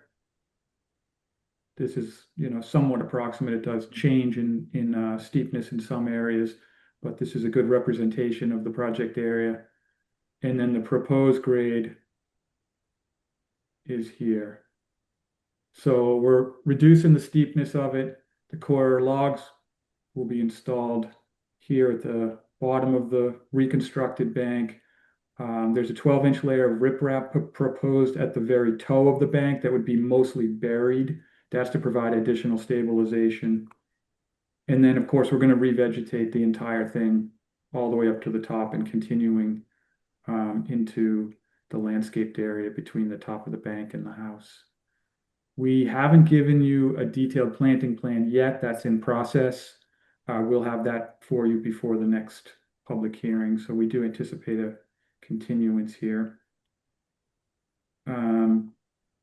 Zooming back out to the plan view. So in terms of resource area impacts, we have 110 linear feet of bank here. That's the length of the project.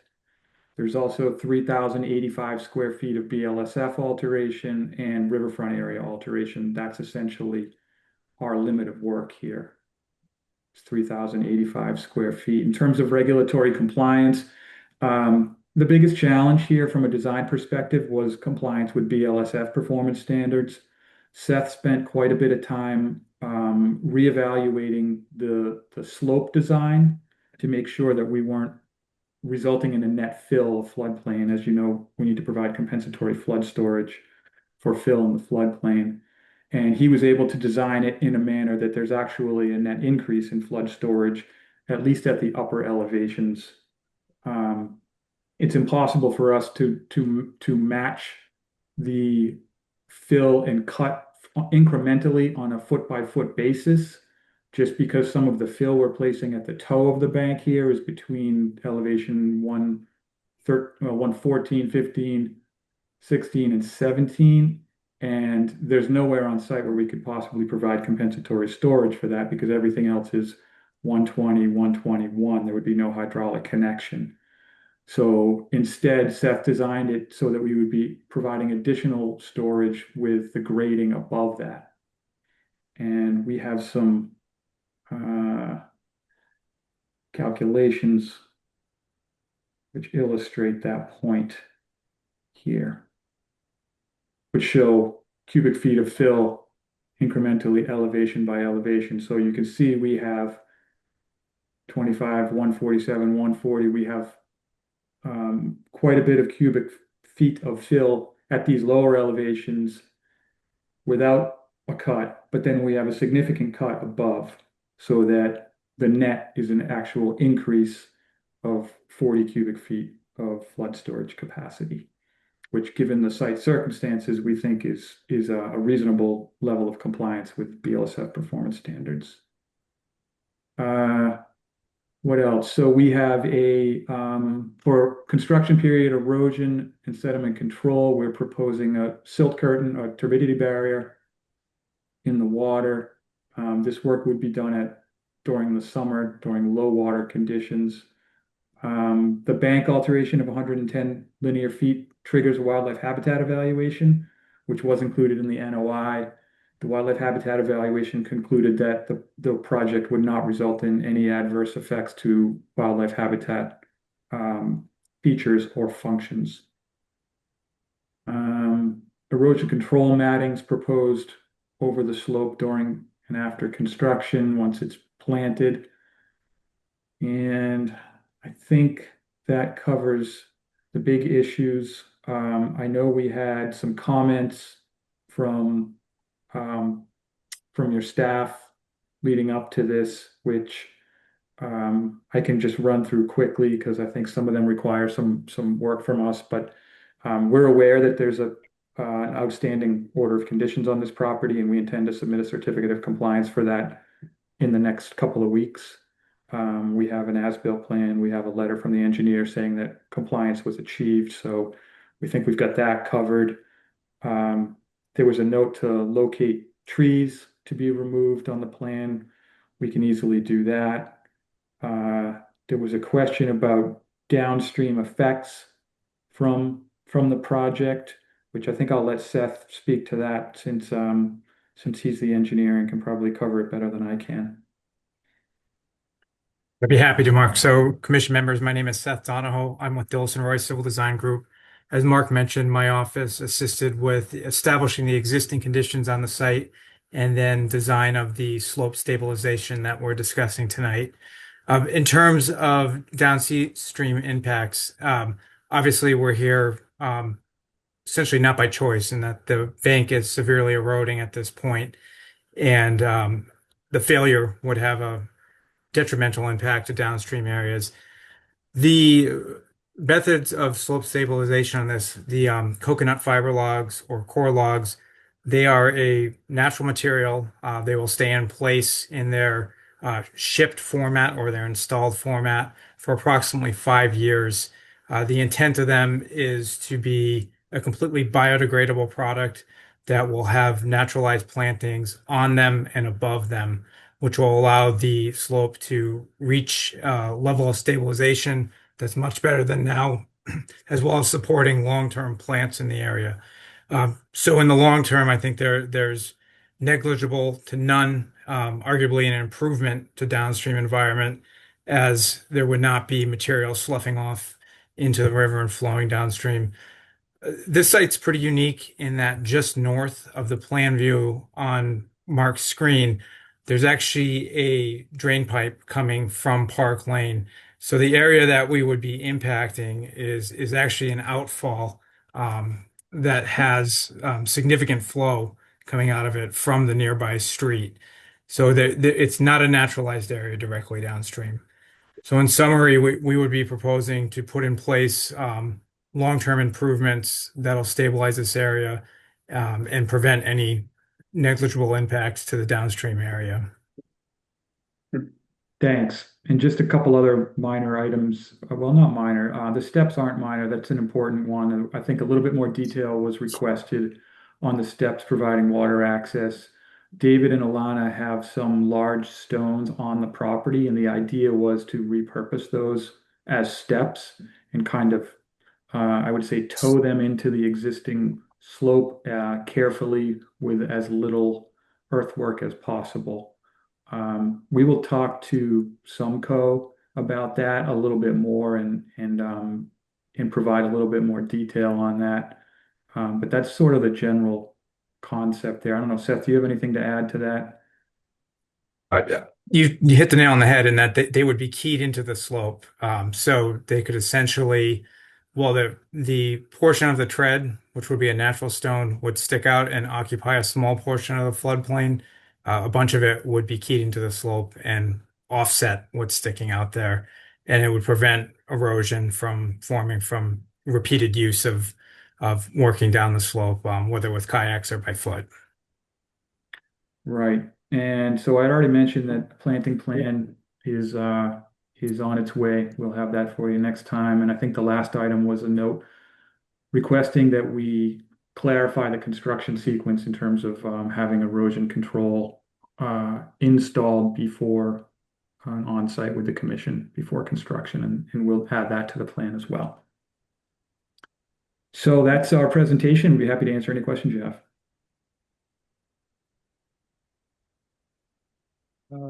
Questions from the commission? No, I think just waiting to see the, what comes next. Yeah, I think they covered everything. Yeah. When the core logs eventually kind of, biodegrade, what do the plantings have to hold on to? Like, So the roots at that point will have established into the bank. what about the bottom layer where it's just riprap and then the So, logs? There seems to be some soil behind each core log. Okay, right? okay. And it's kind of like a small strip planting bed or Right. something. and that riprap is just at the outer toe of, like, it's at the toe of slope. But then behind that is soil that the It plants is, can okay. grow into. Okay. Public comment? Okay, see what happens. We, this is clearly a very extensive project. And appreciate the work that's going into this. Yeah, thank you. Yeah. And the application, I think, was very well thought out. Great, Yeah. Thanks. All right, thank you. We'll see you on the 24th, I guess. Yes, if we're ready for that, we'll obviously be here. If we need a little more time, obviously we'll let Delia know. When do the papers? Deadline is next Friday for the 24th. A week from. A Tomorrow. week from Friday, Yeah. yes. That's the deadline for supplemental information. Yeah. Yeah, Got it. Okay. All right, Thank you so much. thank you all. thank you. Okay. Thank you. doing here? Next, notice of intent for 143 Everett Road. Yeah, very patient. 371739. Oh, people are hearing together. This has to do with approval to demolish an existing house and driveway, construct a new house, a deck, a porch, a detached garage, driveway, remove trees. Oh my gosh, you guys are Doing it all. project. Yeah. Taking it down to the studs, but Not to even. the ground. Yeah. All right. So can you identify yourselves for the record and then just tell us a little bit about this project? Yes, hi, I'm Molly Delahy. And I'm Brent, I married Molly. And we currently live at 141 Independence Road in Concord. And we've lived here since 1998. And we've raised our 4 children here and have loved living in Concord, so we wanted to downsize. So that's why this move to 143 Everett. What we wanted to do, our dream was to really look at that field and have a place to enjoy other people's children since ours are. But also to age in place. Yeah. And be grandparents. So Great. all that is coming to us. So what we did was we wanted to maximize the solar potential of the house, the west and the south. And so, and have porches that align with all of that.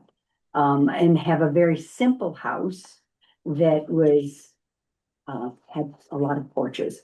So and have a detached garage that is close enough so that as we age there, we don't have to walk across ice or in inclement weather.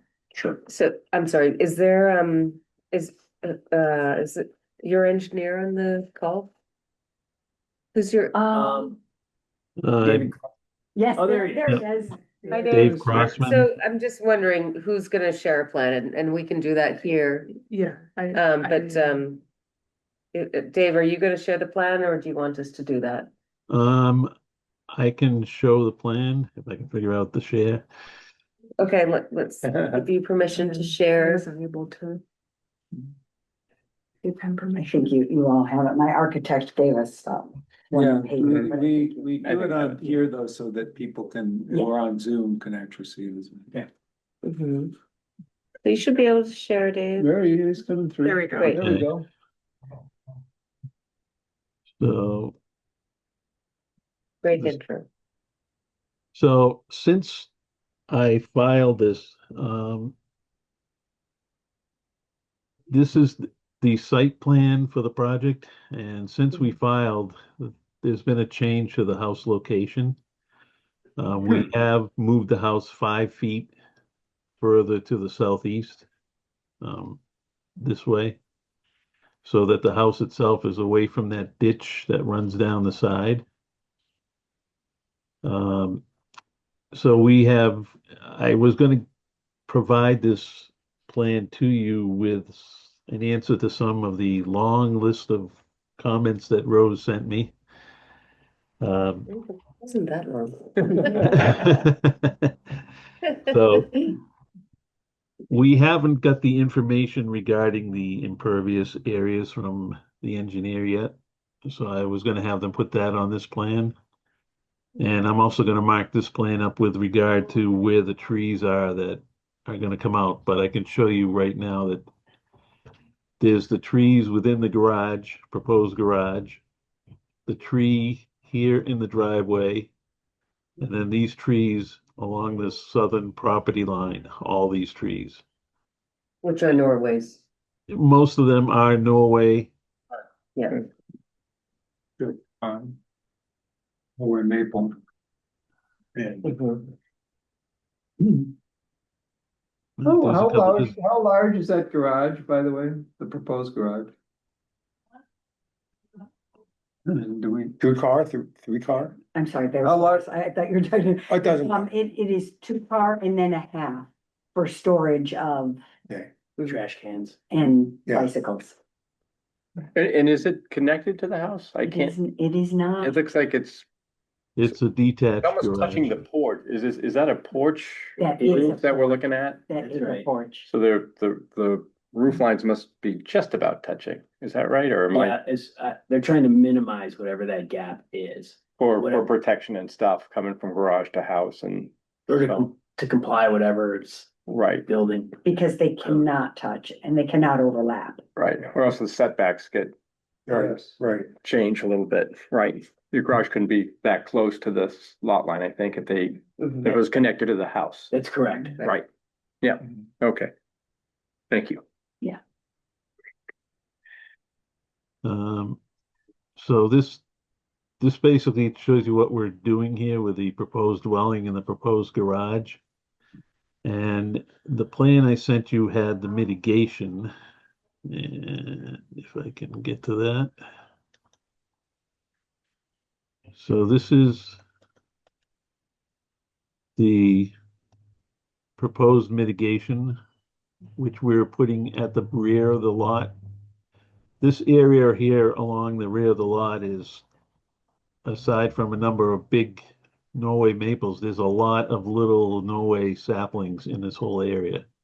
So our proposal is to basically remove everything that's here, which is just grass and Norway maples, and provide the mitigation. And these are the plantings up here. I did take out the viburnum that Rose asked me to, and we substituted maple leaf viburnum. There was also a comment about the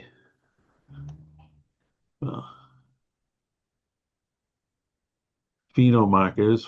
I did enlarge that and stick that on this side of the plan. I'm hoping this will be large enough for you. This is at 100%. So it should be, it was tough to copy it and get it. There's a lot of faint copy to We can the, resend that detail if that is helpful. 'Cause it still looks hard to read. But we'll see It's what bigger. comes in on the plan. okay. Is that driveway right along the boundary of the property? Yes. It's right down the property line and turns into the driveway. I know those. And that's where the existing driveway is? Yes? Yeah. Yes. Approximately. And it's squared off like that. It seems a little odd at the end there that it's, that, So right now the driveway, there's no garage right now. gotcha. So the driveway Right. stops basically at the, the sort of, Kind of where Side this porch. proposed. You can see the existing garage, the existing driveway is this line right here as it comes up Yeah, gotcha. underneath. Thank you.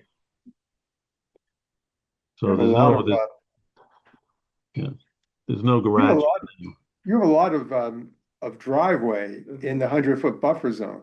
Yeah. That's a lot of impervious surface back there. Yeah, I don't really understand why, unless you're trying to get another parking space in there, how that driveway runs along the property line and squares itself off instead of, rounding itself as well. so, and I wondered if you had considered flipping the driveway onto the other side, pushing the dwelling to the, plan south. Give Doing the yourself a, driveway on the other give side. yourself a lawn for grandchildren or something in the back or a green area. Yeah, and also getting the garage a little further from the, it's 50.1 feet from wetlands Yeah. right now. We did consider the driveway on the other side. It's Yeah. the north side. So it would be probably darker and perhaps icier. So that's why we brought it around. We kept it where she had it, thinking that it would perhaps dry faster. We also wanted the house as far as reasonably could, north and west to maximize the solar exposure. In fact, that was a very important part of the design. We do intend to have solar panels. Our current home has 39 panels, and we want to do the same thing. And so we want to maximize the sun as it comes across the south and the west. Our plans currently include, they started with the whole path of the sun in the winter and the summer. Can you move the proposed garage essentially down in this drawing? To minimize the paved area? To lessen the paved area?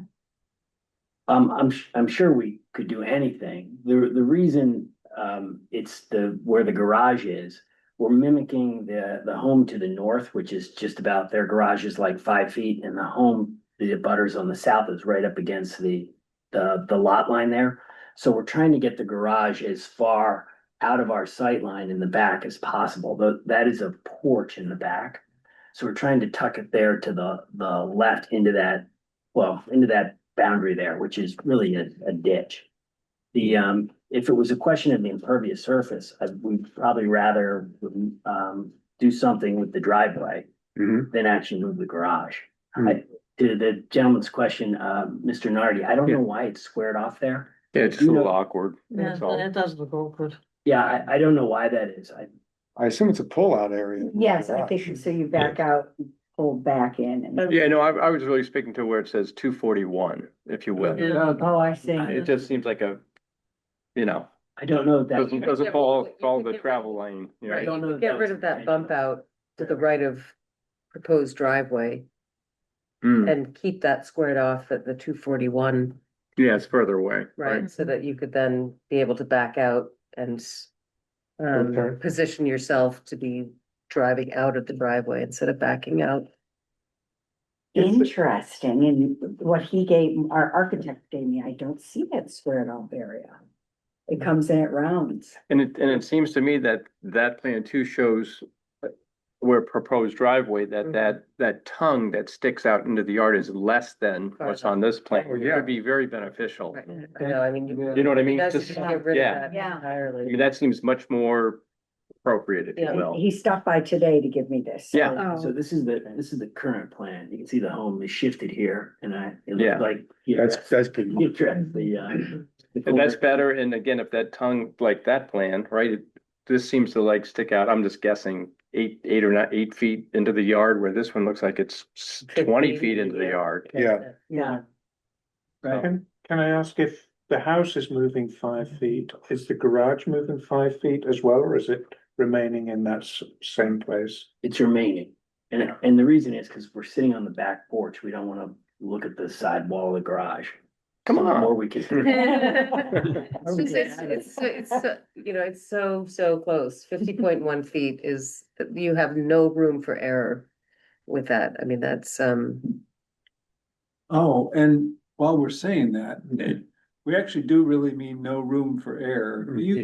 If your contractor, stuck that proposed garage and it turned out to be 49.5 feet instead of 50.1 feet, so you were in the 50-foot no build zone, you couldn't get any relief from this board.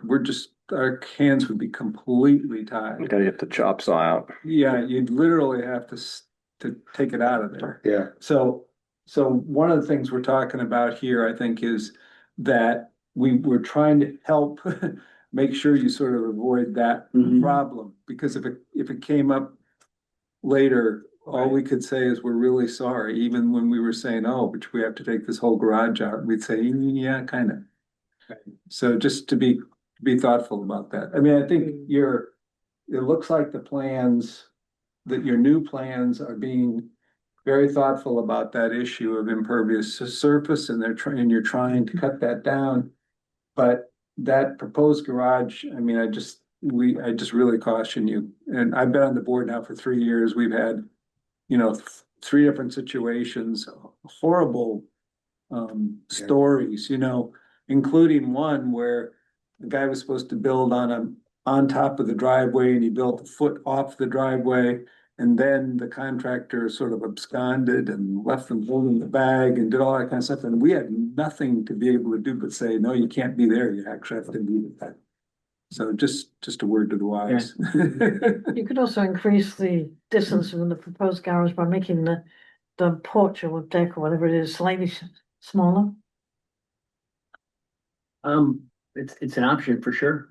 Yeah, I just think you really want to give yourself some room on that 50 feet. That's like the worst possible. Yeah.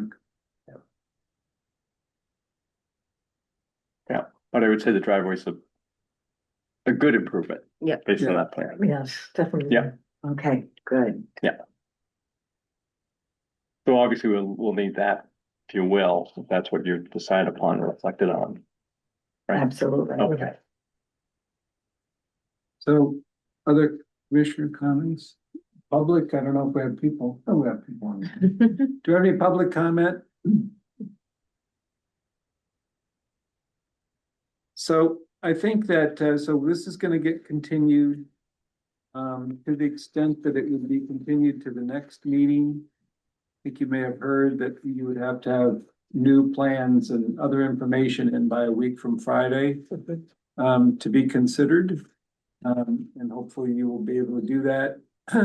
You've heard our considerations about the impervious surface, which I think you're already taking care of, and I'll just underscore again, the location of the garage just isn't possible disaster saving mode.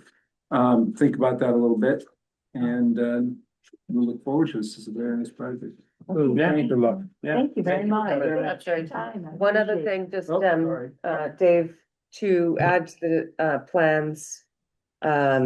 So trees to be removed, I think we noted that, but also trees to be saved. If you could also make sure that those notations are added to the plan. All right. Okay. Thank you. Thank you. you. Thanks Thanks much. very much. Thank Thank you all very you. much. Yeah. Thank you. All right. Good night. Thank you. Take care. Great job. Minor modifications. This better be minor. 185 Heathbridge Road, DEP file 137-1689. What's going on? Yes. So I see we have Joel Gould and maybe Daphne as well. Wow, you guys have really waited a long time for a small matter. Okay, we appreciate your patience. So can we, somebody give us a description? Yeah. Daphne, do you want to just give a quick overview of what you're looking to do? Yeah, we already have a permit to get rid of it, get rid of the invasives in the setback area, but not in the wetlands proper. So there are a couple of, there's one very large section of buckthorn that needs to be removed. And another spit that has some buckthorn, not nearly as much. There is some bittersweet and a couple of clumps of yellow iris that I'm proposing to remove. We'll remove them by hand. We've removed the rest of the buckthorn with a weed wrench. We will do that again.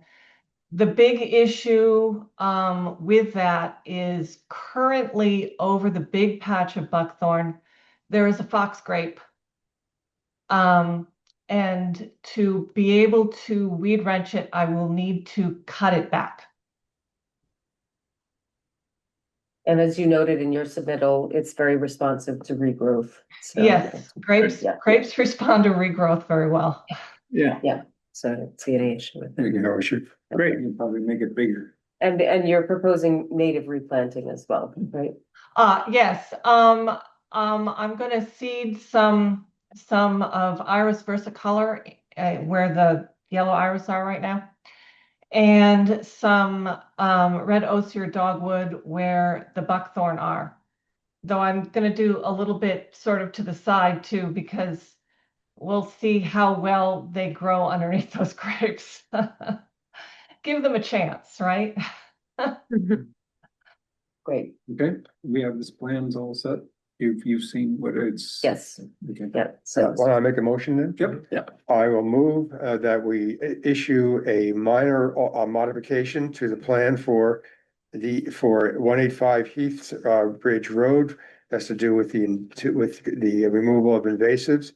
DEP file number 137-1689. Second. Okay, can I have a vote? Janet? Aye. Aye. Aye. Ben? Yep, I'm an aye as well. Thank you very much. Thank you for your patience. Good luck. Oh, thank you. Night. Right. All right, next, extension request, Concord Land Conservation Trust, 11 Muscataquid Road. I believe this is to continue invasive removal. Yes, yes. Yep. We have Joan here. Oh, we have someone. Hello. Hi, Joe. Oh, Hi, Joan. yes, I'm Joan Ferguson on the board of Concord Land Conservation Trust. And this is a request to extend for 3 years an order of conditions that was granted back in 2021 to do invasives removal in the Brooks Hudson Meadow, which is off, 6-acre meadow, pretty wet meadow off Muscataquid Road. And so for the past 4 years, we've been treating the invasives, well, removing it, but doing a lot of cut and dab and some foliar treatment, and primarily a buckthorn, but there was every invasive under the sun in that field. And it's been pretty successful, and it's almost like totally eradicated, although, invasives keep coming back, or, new ones appear.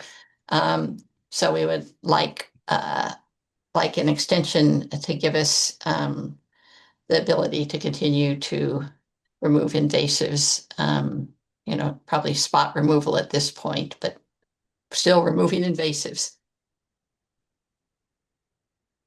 Have any problems with that? No. No objection. Good there. Sure. Ed, you want to do it? Sure. I move that we approve a 3-year extension for the Concord Land Conservation Trust, DEP file 137-1570 for continuing invasive removal and mitigation. Second. Thanks, Janet. Aye. Aye. Aye. Ben? Aye. Oh, I'm an aye as well. Thank you very much. Good luck. Yeah, thank you. Thank Joe. you. I was about to ask how long these extensions could go for, but 3 years is the max. it's the event. Yeah. Okay. How are we doing? Great. Well, Oh, very well. This is the Wheeler Road Green. Oh, that's on other business. You want to take the certificates of compliance first? Why don't we do the certificate? We'll do it in the room. Certificates of compliance. Kenny, Hawthorne Lane, Main Street and Sunnyside Lane. Yes, so those, we have reviewed those, they're all in good shape and ready for issuance, by the commission. So, you want me to make that? Yeah, you got it, Bill. All right, so I move that we issue certificates of compliance for Kenny at 97 Hawthorne Lane, DEP file 137-411. Also for 276 Main Street, DEP file 137-1196. And for 47 Sunnyside Lane, DEP file 137-1621. Second. On the vote, Janet? Aye. Aye. Aye. Ben? Aye. I'm an aye as well, thank you, that's great. Done. Okay, next, we go to greenhouses. This is a proposal at, Barrel Farms at 14B Wheeler Road to replace a greenhouse with an agricultural preservation within a agricultural preservation restriction. Which I gather, is anyone gonna speak to that, or Delia, is this you? I can, just pull that up. I don't see Steve, Yeah, Barrel on the, this is to replace a greenhouse that's needs to be replacing with a slightly, well, about the same size greenhouse, Yeah. maybe a little wider. Yes. Shorter. So it is to, let me just share my screen here. Give me 1 second.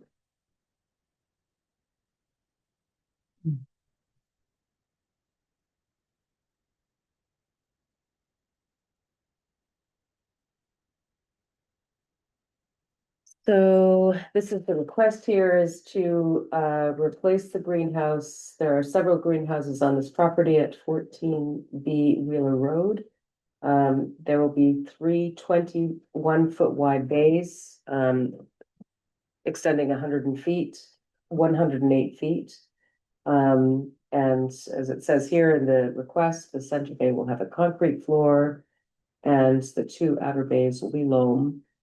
And it's an old, outdated greenhouse that he is looking to replace, and I'm gonna just show you an image of where that is. So give me again 1 second.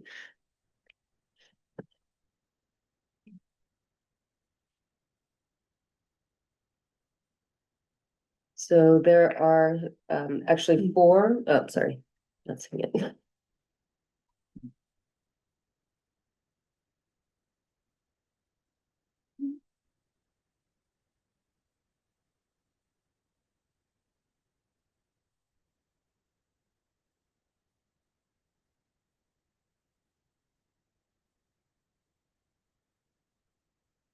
So this is an older plan, this is the property here at 14B Wheeler. This shows 3 greenhouses, but there are actually 4. And this is the greenhouse that, Steve would like to replace, and I think I have an aerial. image. You have one for us. Okay, Oh, this is okay. the schematic of the 3 bays, 61 by 108 feet. So it's roughly over the same size as the old one? It is roughly, so it'll be a little wider and a little shorter than the existing. Net effect is the But same. yeah, Yeah. so the Natural Resources Commission co-holds the agricultural preservation restriction over this parcel. Which obviously allows for agricultural activities, including construction of greenhouses. And this is a co-held with the Mass Department of Agricultural Resources, MDR. They have signed off on this, and so we're looking for NRC's approval to replace the greenhouse. And with that, so we have a form to be signed that would be sent to the state. And so if the commission is favorable to issuing the approval to replace the greenhouse, I would also suggest that you authorize Jim to sign on behalf of, as the authorized signatory for that. Okay. We have a motion for that? Wanna try it or may I do it? Yeah, you wrote something up, Delia, or? There's, You have this right up here, is that it? There's a move to replace, you want to move to replace the greenhouse and then to authorize me to sign. the Yeah. I think that's it. Okay. I move that, we approve the replacement greenhouse at 14B Wheeler Road. And, in like kind size and, authorize our chair, Jim Smith, to sign on behalf of the NRC. I second that. Vote. Dan, Aye. Aye. and, Aye. okay, I'm an aye, thank you, great. And administrative approvals. Hey, so finally. I'm impressed. I actually, I wouldn't be able to well after 10. That's moves Oh, along. hang on, the first, so the first one is Lindsay Pond Road. It's a private road and they would like to replace the guardrail that is along the roadway by the culvert that Mhm. carries Spencer Brook under the road. And it's not technically exempt under the Wetlands Protection Act, and so we're just bringing it to you for administrative approval. They will use erosion controls and they'll replace in kind. But they just want to ensure that they have the safety that they need from the guardrails. Okay. The second one, the property owners at 1437-5 Monument Street have concerns about a number of trees within the 100-foot buffer zone. And Will did go out and take a look at those, and they're really mostly concerned about 5 trees and yes, if they, well, they have others, and if they understand that. I mean, just they hit them. Yeah, they hit, the they magic did. number. Well, but so if they want additional tree removals, they'll file an RDA for the additional Okay. removals. And the last one is the Valley Road 163. They're doing a driveway replacement in kind, which is exempt. But they have some timbers that they would like to remove that have kind of fallen into the stream a little bit. They'd like to replace that with some stone up at the top. Not entirely exempt. Rose and I took a look at it. And we feel it's, you know, it's not quite exempt, so we wanted to bring it to you for the administrative approval, but we didn't see any issues with the work Okay. that they're proposing to do. I can't remember. Great. We you just tell us The about. timber. Yeah. Yeah. Like on the The side, sizes, yeah. it goes over like a. Is there any other business? Hope not. And it's, there were timbers, but they're basically falling in at this point, so it just needs to be. All right. Great. Yeah. Adjourned. Yeah. Great.